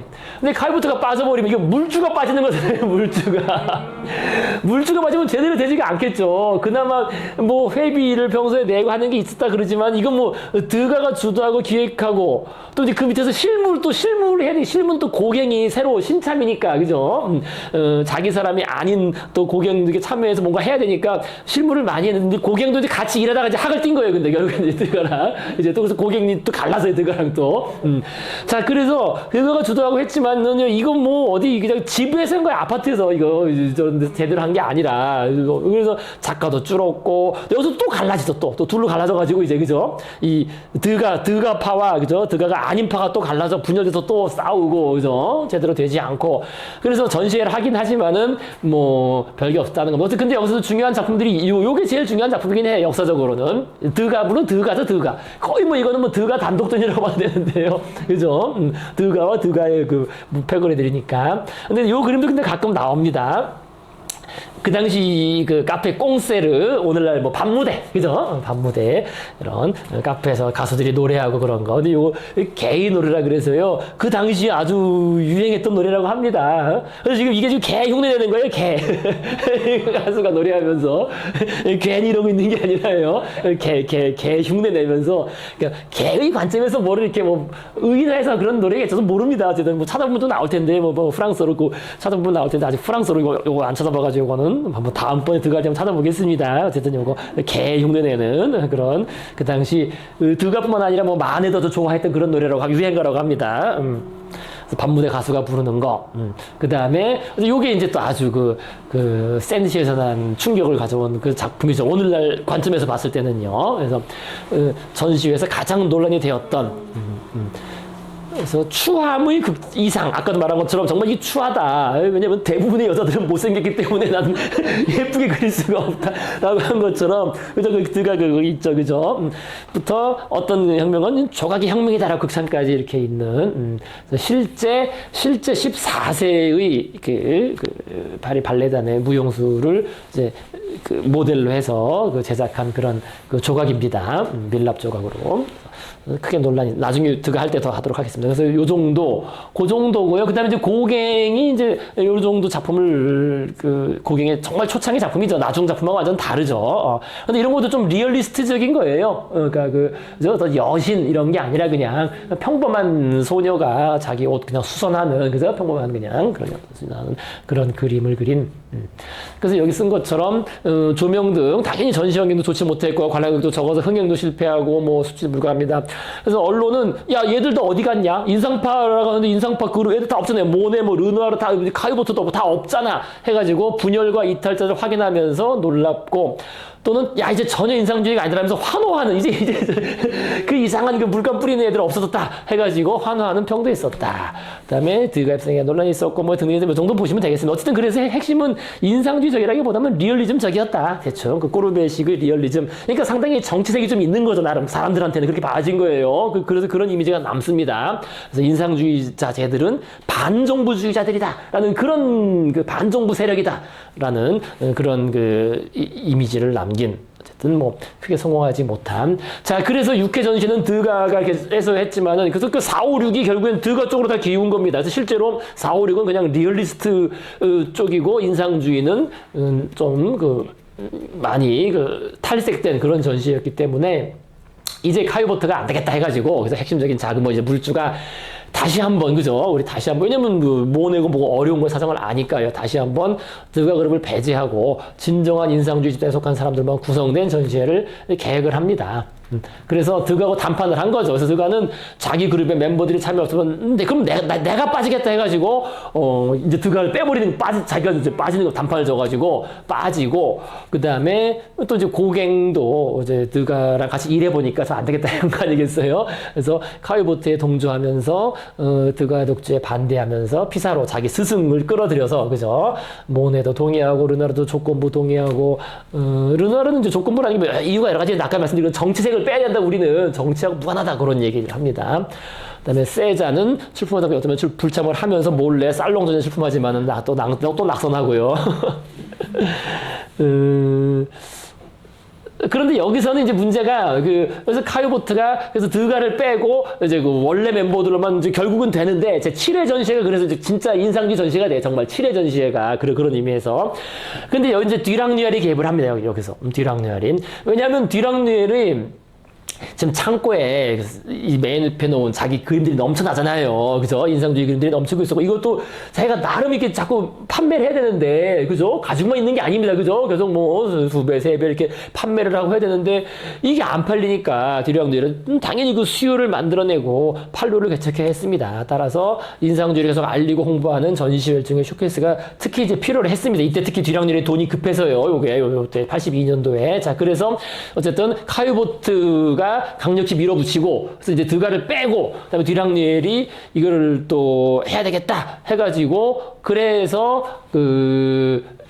실제로는 이제 뒤랑뉘엘의 전시회입니다. 어떤 의미에서는. 이게 뭐냐면은요, 여기 뒤에 이제 그림들이 나올 텐데요. 그러니까 이 7회 전시회 때, 7회 인상주의 전시회 때 나온 그림들이 주로 어떤 그림이냐면은 새로 그린 그림보다는 뒤랑뉘엘이 가지고 있던 그림들.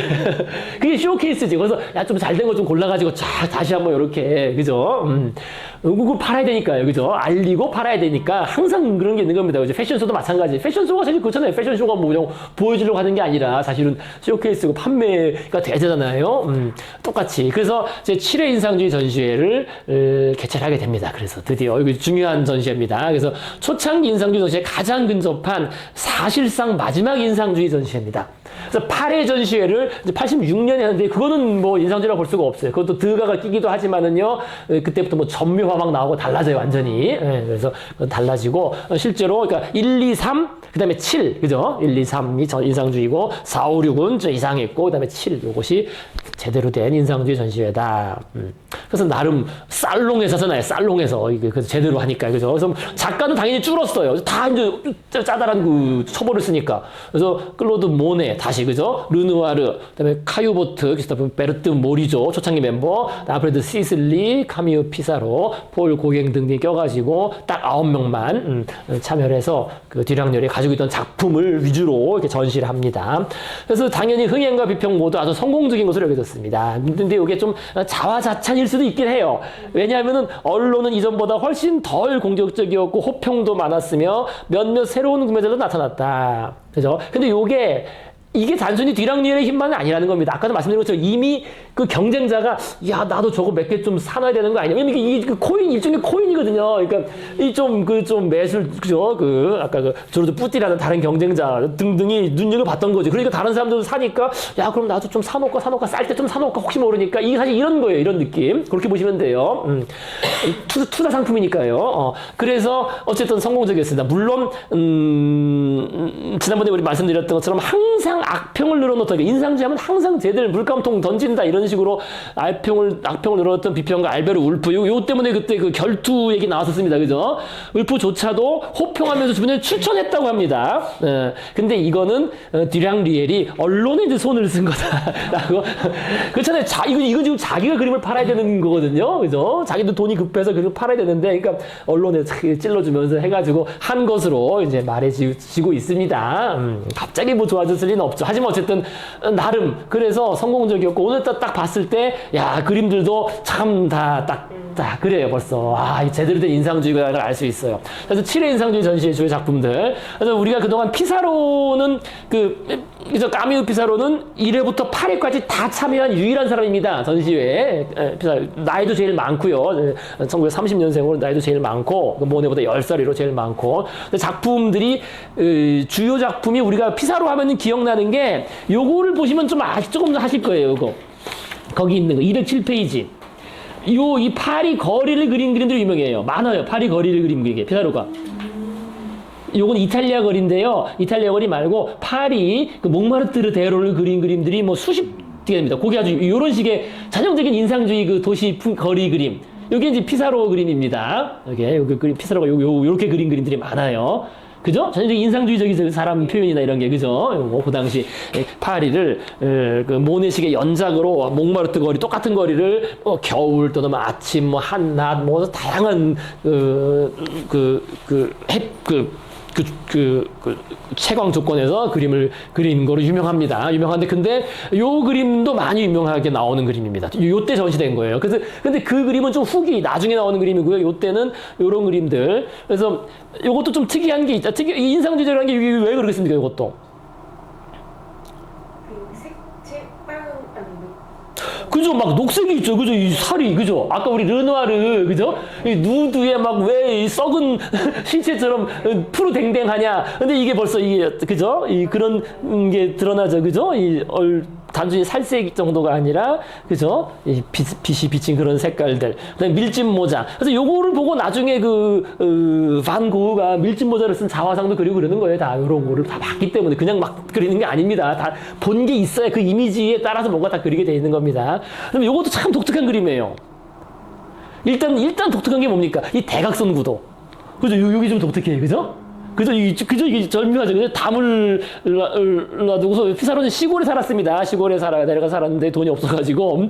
근데 뭔가 담을 놓고서 주변 이웃하고 이렇게 뭘 얘기하는 건데, 그죠? 이게 참 독특한 그림이에요. 안 보면 볼수록. 그죠? 요 구도나 이런 것 자체가 독특한. 나름 뭔가 느즈마키 피사로가 그림에 눈을 뜬. 근데 어쨌든 여기서 보시면 아시겠지만, 나중에 피사로가 또 근데 이 점묘화법, 그죠? 드루즈 쉐라의, 그죠? 점묘화에 또 깊이 빠져듭니다. 근데 벌써 약간 좀 보이죠? 점묘화, 그죠?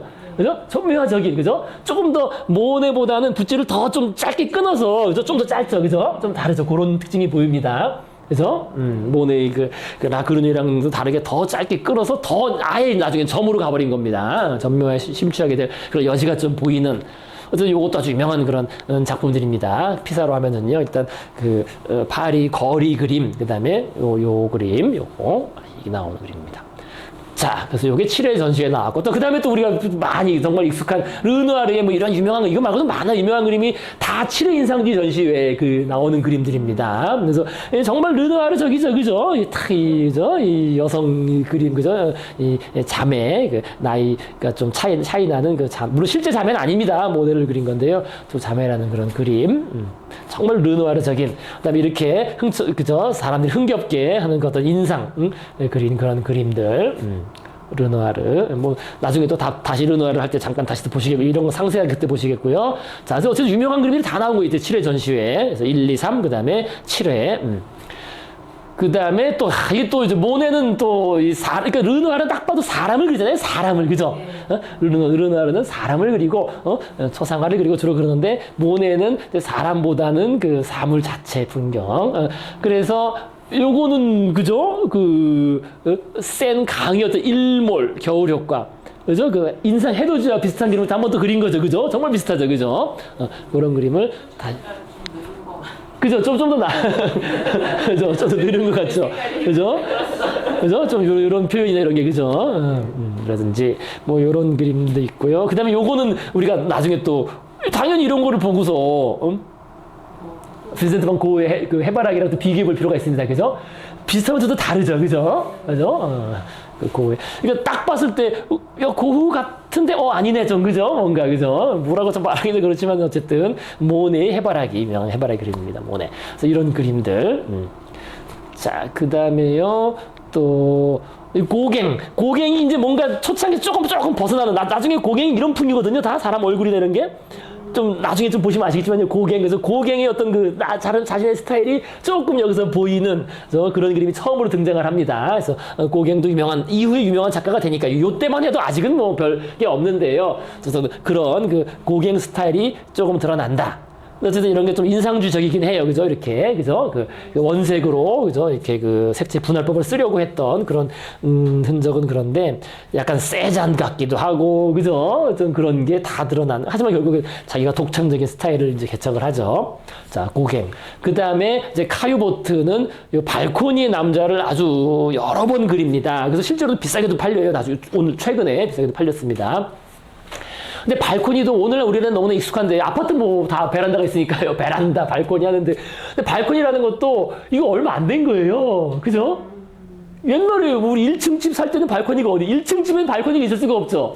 그죠? 이게 2층, 3층 올라가면서 발코니가 뭔가 그러니까 발코니 중심적으로 세상을 바라보게 돼요. 자기가 발코니 있지 않으면서도. 그죠? 그래서 근대의 시각적인 그 구성에서 중요한 위치를 차지한다. 뭐 그런 뭐 철학적 해석을 하기도 합니다. 그래서 발코니. 자, 그래서 뭐 이유에도 많은데요. 뭐 그 횟수 자체가 중요한 건 아니니까요. 어쨌든 그래서 그런 식으로 해서 결국에는 7회 인상주의 전시회는 그 말 그대로 오리지널 인상파 멤버들이 모여서 기획한 사실상 마지막입니다. 그게 또 그런 의미에서 그 뒤에는 이게 한번 하고 나면은 이제는 우리가 더 할 게 없다라고 되는 거 아니겠어요? 그래서 그 뒤에는 뭐 더 전시회를 하자 말자 얘기가 없어지는 겁니다. 이제 없어지게 되고 또 각자 자신의 또 예술 세계로 가게 되는 거죠. 그죠? 요건 한편으로는 좀 그 전에 그렸던 그림들을 모아서 발표하는 것도 있기 때문에요. 자, 그래서 1982년의 전시회를 끝으로 인상주의 어떤 그 운동 자체는 사실상 거의 끝난다고 보면 돼요. 그 다음에 이제 개인적으로 다 달라집니다. 자, 다시 이제 그래서 우리가 모네의 이제 인생, 삶으로 돌아와서 삶에 대한 얘기를 좀 하시고 오늘 마무리를 하시겠습니다. 그래서 모네의 이제 배태유식이 아까도 말씀드린 것처럼 이게 이제 오슈드의 부인을 그린 겁니다. 이것도 이제 7회 인상주의 전시회에 전시된 그런 그림인데요. 이제 자기 첫째 부인은 이미 죽었고, 이제 이 부인이 이제 그 자리를 뭐 차지했다고 하긴 좀 그렇고, 아직은 이제 먹고 살기 힘들 텐데, 그래도 이제 좀 좋아진 거, 이때 조금 좋아진 거, 81년에는 좀 좋아진 겁니다. 그러니까 참, 그때도 말씀드린 것처럼 그 인상해두신 그 그림을 어쨌든 자기 남편이 샀기 때문에 이 여성은 파산해가지고 말 그대로 진짜 집도 없이 돌아다니는 운명에서 완전 구원받은 거죠. 구원받아가지고 이제 다시 귀 부인, 그 전보다 훨씬 더 존경받는 귀 부인이 돼버린 거 아니겠어요? 그죠? 모네의 부인으로서. 그러니까 정말 나락에서 구원받은 그림이죠. 그 그림 하나로 삶을 구원받은 겁니다. 이 아이들도 그렇고요. 자, 그래서 오시대 부인이 갑자기 찾아와서 합류를 하고 둘째 아들이 출생했는데 9월에 까미유가 첫째 부인이 죽고 근데 아까도 말씀드린 것처럼 뒤랑률의 경쟁자 다른 그 화상이 모네의 그림을 사뒀다는 여기서 중요한 신호입니다. 그리고 그 후에 살롱 전시품을 하고 그 다음에 또 샤르팡티 아까 나왔었죠. 그 다 르누아르 이렇게 통해가지고 모네 개인전 한번 해주자 해가지고 나름 또 작품이 판매됩니다. 그래서 이제 뭔가 까미유가 죽은 다음 해부터 뭔가 이제 하나씩 그래도 조금씩 풀려 나가는 겁니다. 그리고 마침 다시 경제가 돌아왔어요. 이게 또 사이클이 있다 그랬잖아요. 사이클이 그죠? 그래서 다시 가라앉았던 경제가 다시 호황을 이루면서 아주 프랑스가 좋아집니다. 그러면서 81년부터는 디렉리엘이 모네등 인상파에 대한 정기적인 매입을 다시 재개합니다. 이 경제적인 좋아서 이게 엄청난 거죠. 그죠? 그죠? 한 4, 5년 동안은 사주지 못하다가 다시 그죠? 이제 선 지급하고 돈 주고 다 걷어가고 작품 그죠? 이 엄청난 겁니다. 이게 81년부터 풀리는 겁니다. 뭔가. 자, 그런데도 불구하고, 집세가 밀릴 수밖에 없는 건 아까도 말씀드린 것처럼 애들이 너무 많아가지고, 이제는, 이게, 팔남매, 귀족처럼 살던 부인이 왔으니, 그때도 말씀드렸죠. 이게, 하루아침에 그 씀씀이가, 그래서 이게 또 하인을 뒀대, 이러면서도 하인을. 물론 이제 하인이라는 게 그때 말씀드린 것처럼, 인건비가 쌌으니까 그냥 일하는 사람 쓰는 건데, 그죠? 이게 집세가 자꾸 밀리고 그러니까 이제 연장이 안 돼서 다시 다른 데로 옮깁니다. 대갈적으로 데리고 이사하는데 근데 이때 이제 모네와 오시리 분이 같이 살고 있는 게 알려져요. 그래서 사람들이 다 충격받았대요. 야, 그게 그럴 수가 있냐. 그 전까지 사실 모르죠. 그때는 뭐 그걸 뭐 특별히 따로 알리지 않은 이상 그냥 저 시골 농가에 같이 살고 있는 건데 뭐 모네 뭐 따로 가족을 만날 일이 없잖아요. 따로 같이 가서 보지 않는 이상은. 근데 이사하는 과정에서 이제 그것이 알려지면서 주변 사람들이 다 충격받았다 그럽니다. 이게 그럴 수가 있냐 해가지고. 자, 그래서요. 그래서 뭐 비난도 좀 받았다 그래요. 좀 나름. 뭐, 물론 이제 일반 사람들의 도덕관념으로는, 왜냐면 버젓이 아직 이혼을 한 건 아니니까요. 이 남편이 살아있고, 살아 지금 재기한다고 지금 뭐, 잘 안 되지만 어쨌든, 이 남편은, 아직 죽기 전에, 죽기 전에. 이쪽은 죽고 남편은 아직 살아있고. 그죠. 이쪽 남편은 살아있는 거죠. 죽고 난 다음에 결혼했겠네요. 그렇죠. 예, 그 얘기가 좀 나옵니다. 그래서, 더 비난. 그러니까요, 이게. 그러니까 어떻게 보면 황당한 거죠.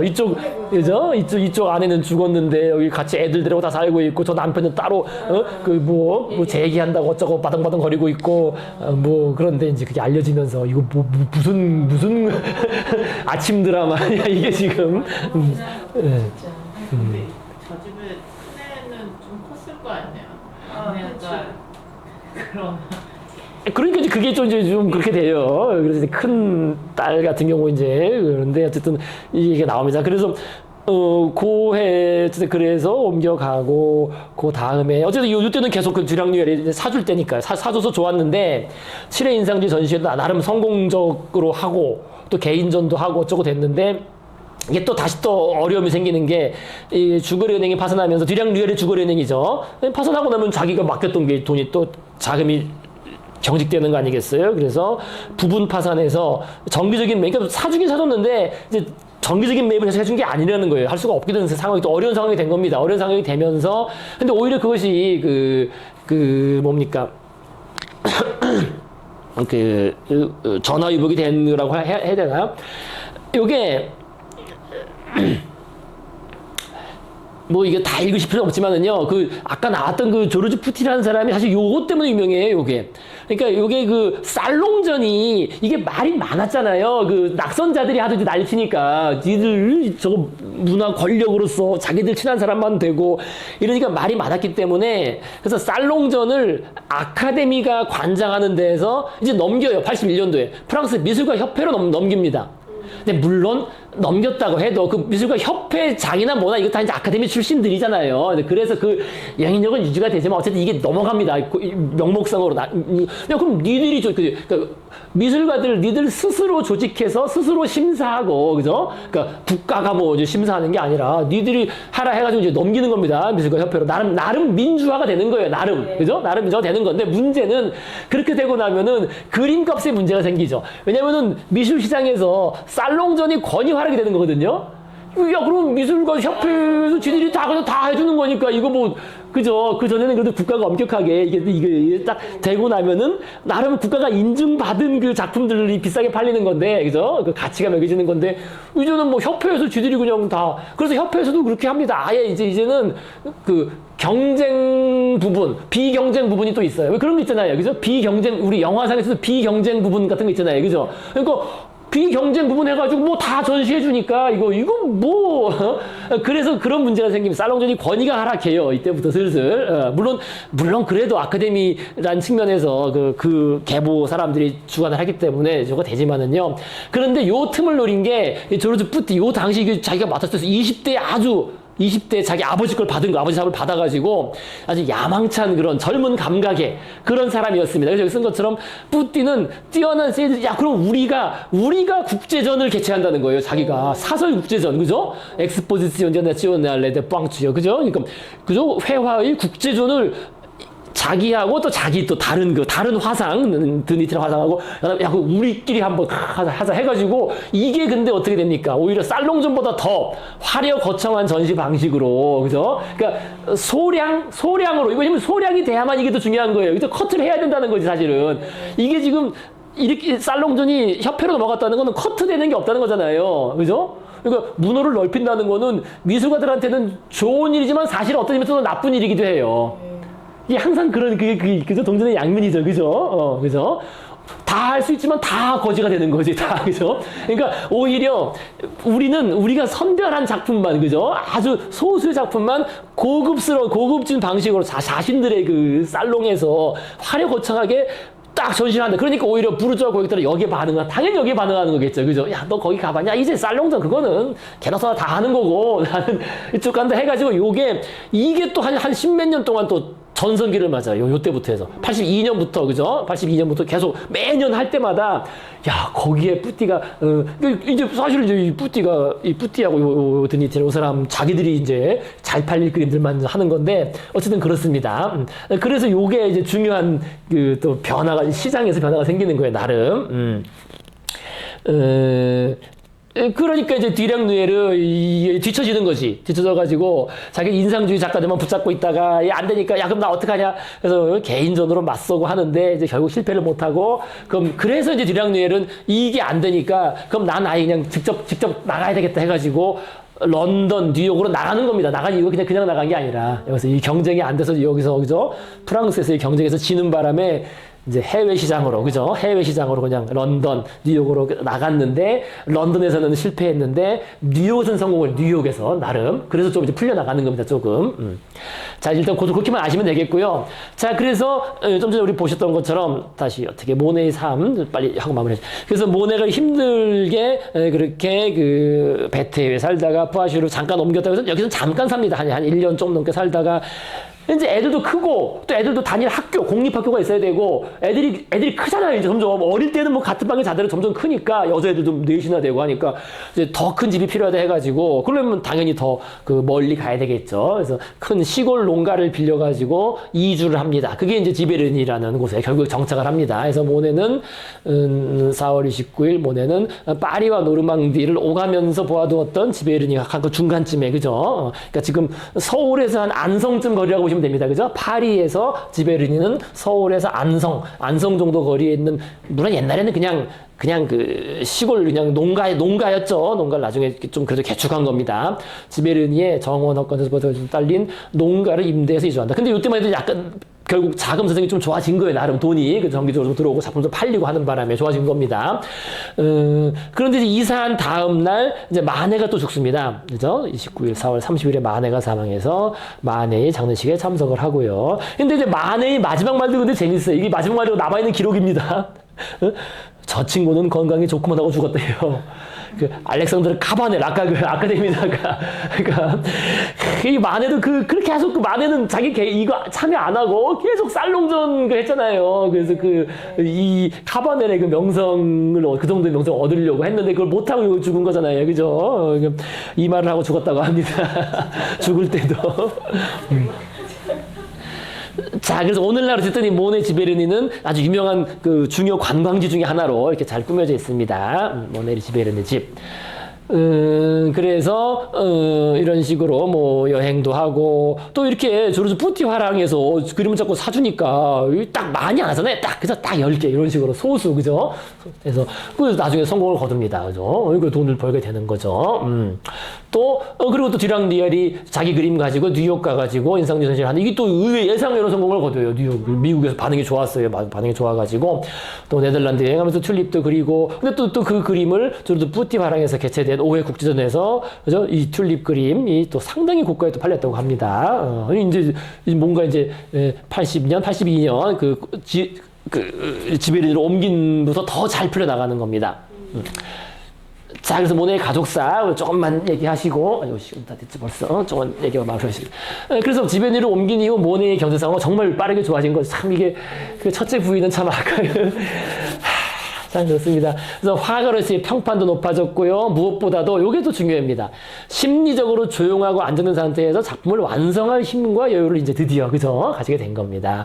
그래서 모네는 야외 작업을 했으니까 야외로 그림을 그리러 나갈 때면 아이들은 이게 8명 아니에요. 8명.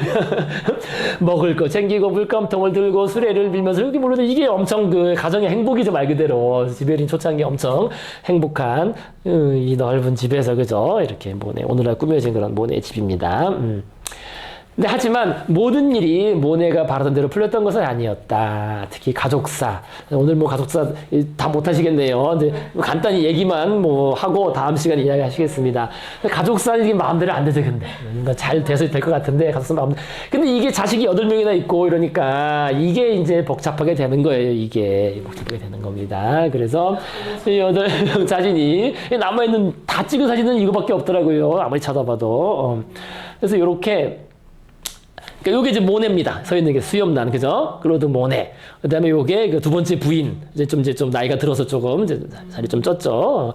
두 번째 부인, 알리스 오슈데고, 그 다음에 요게 이제 제일 마지막 막내, 그죠? 그러니까 둘째죠. 얘 낳고 이제 죽었죠. 첫째 부인은. 그리고 한 살 차이예요. 요 한 살 차이인데 여기 이제 모네의 핏줄로 추정되는, 그죠? 모네의 핏줄로 추정되는 그 전에, 그죠? 예, 찾아오기 전에 썸이 이미 있었던, 그죠? 아마 그의 개입니다. 그래서 여기 좀 그렇죠. 그 다음에 요 사진이 참 많은 걸 말해주고 있는데요. 예? 아니 성을 모네를 줬네요. 장모네라는. 아닙니다. 여기 지금 왼쪽부터니까 여기 좀 잘 보셔야 됩니다. 그래서 요게 미셸 모네, 요게 이제 장 피에르 오슈데, 연년생입니다. 오슈데 이름을 줬는데요.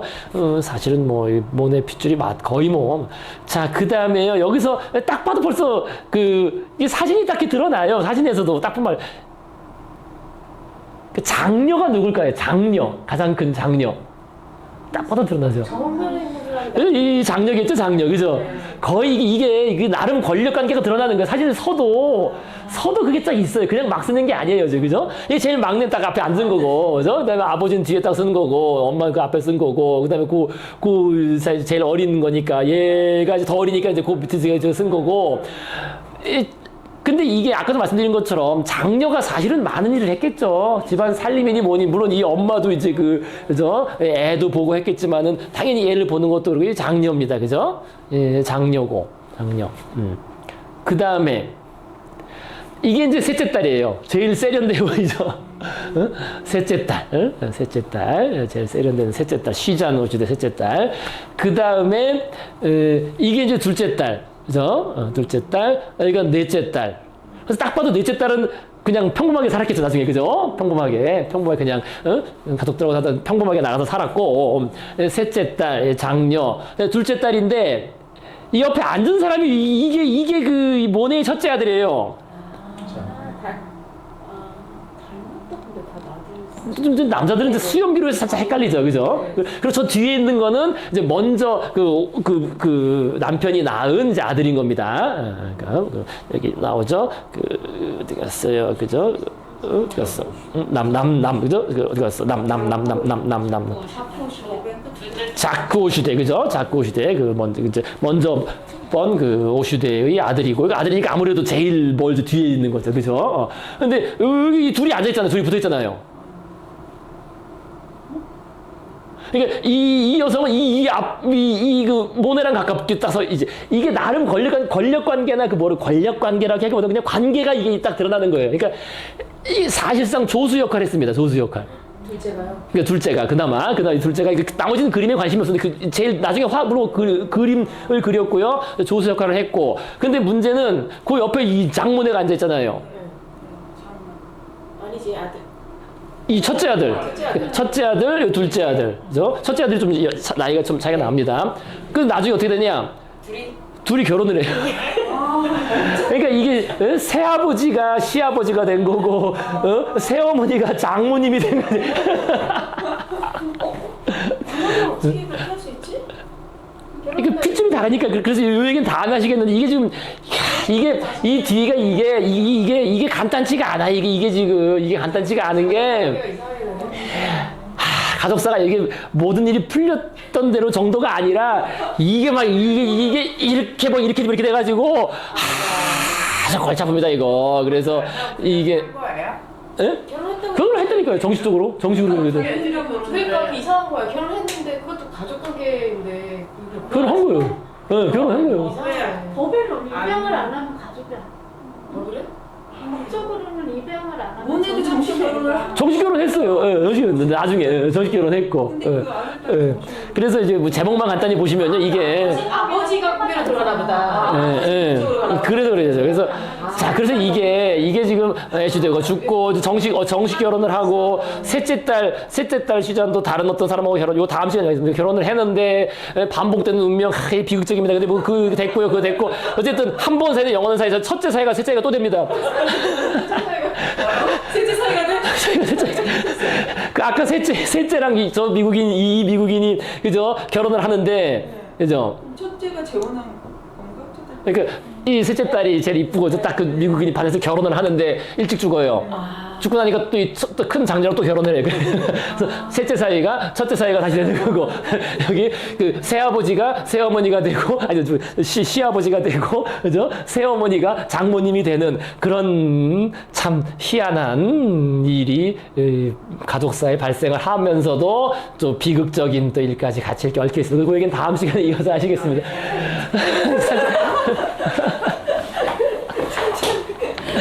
이건 정말 아침 드라마 1년짜리 찍어도 돼요, 이거. 이거 왜냐면 대가족 나오고 이러니까 이게 나름 그 복잡한 집안이네.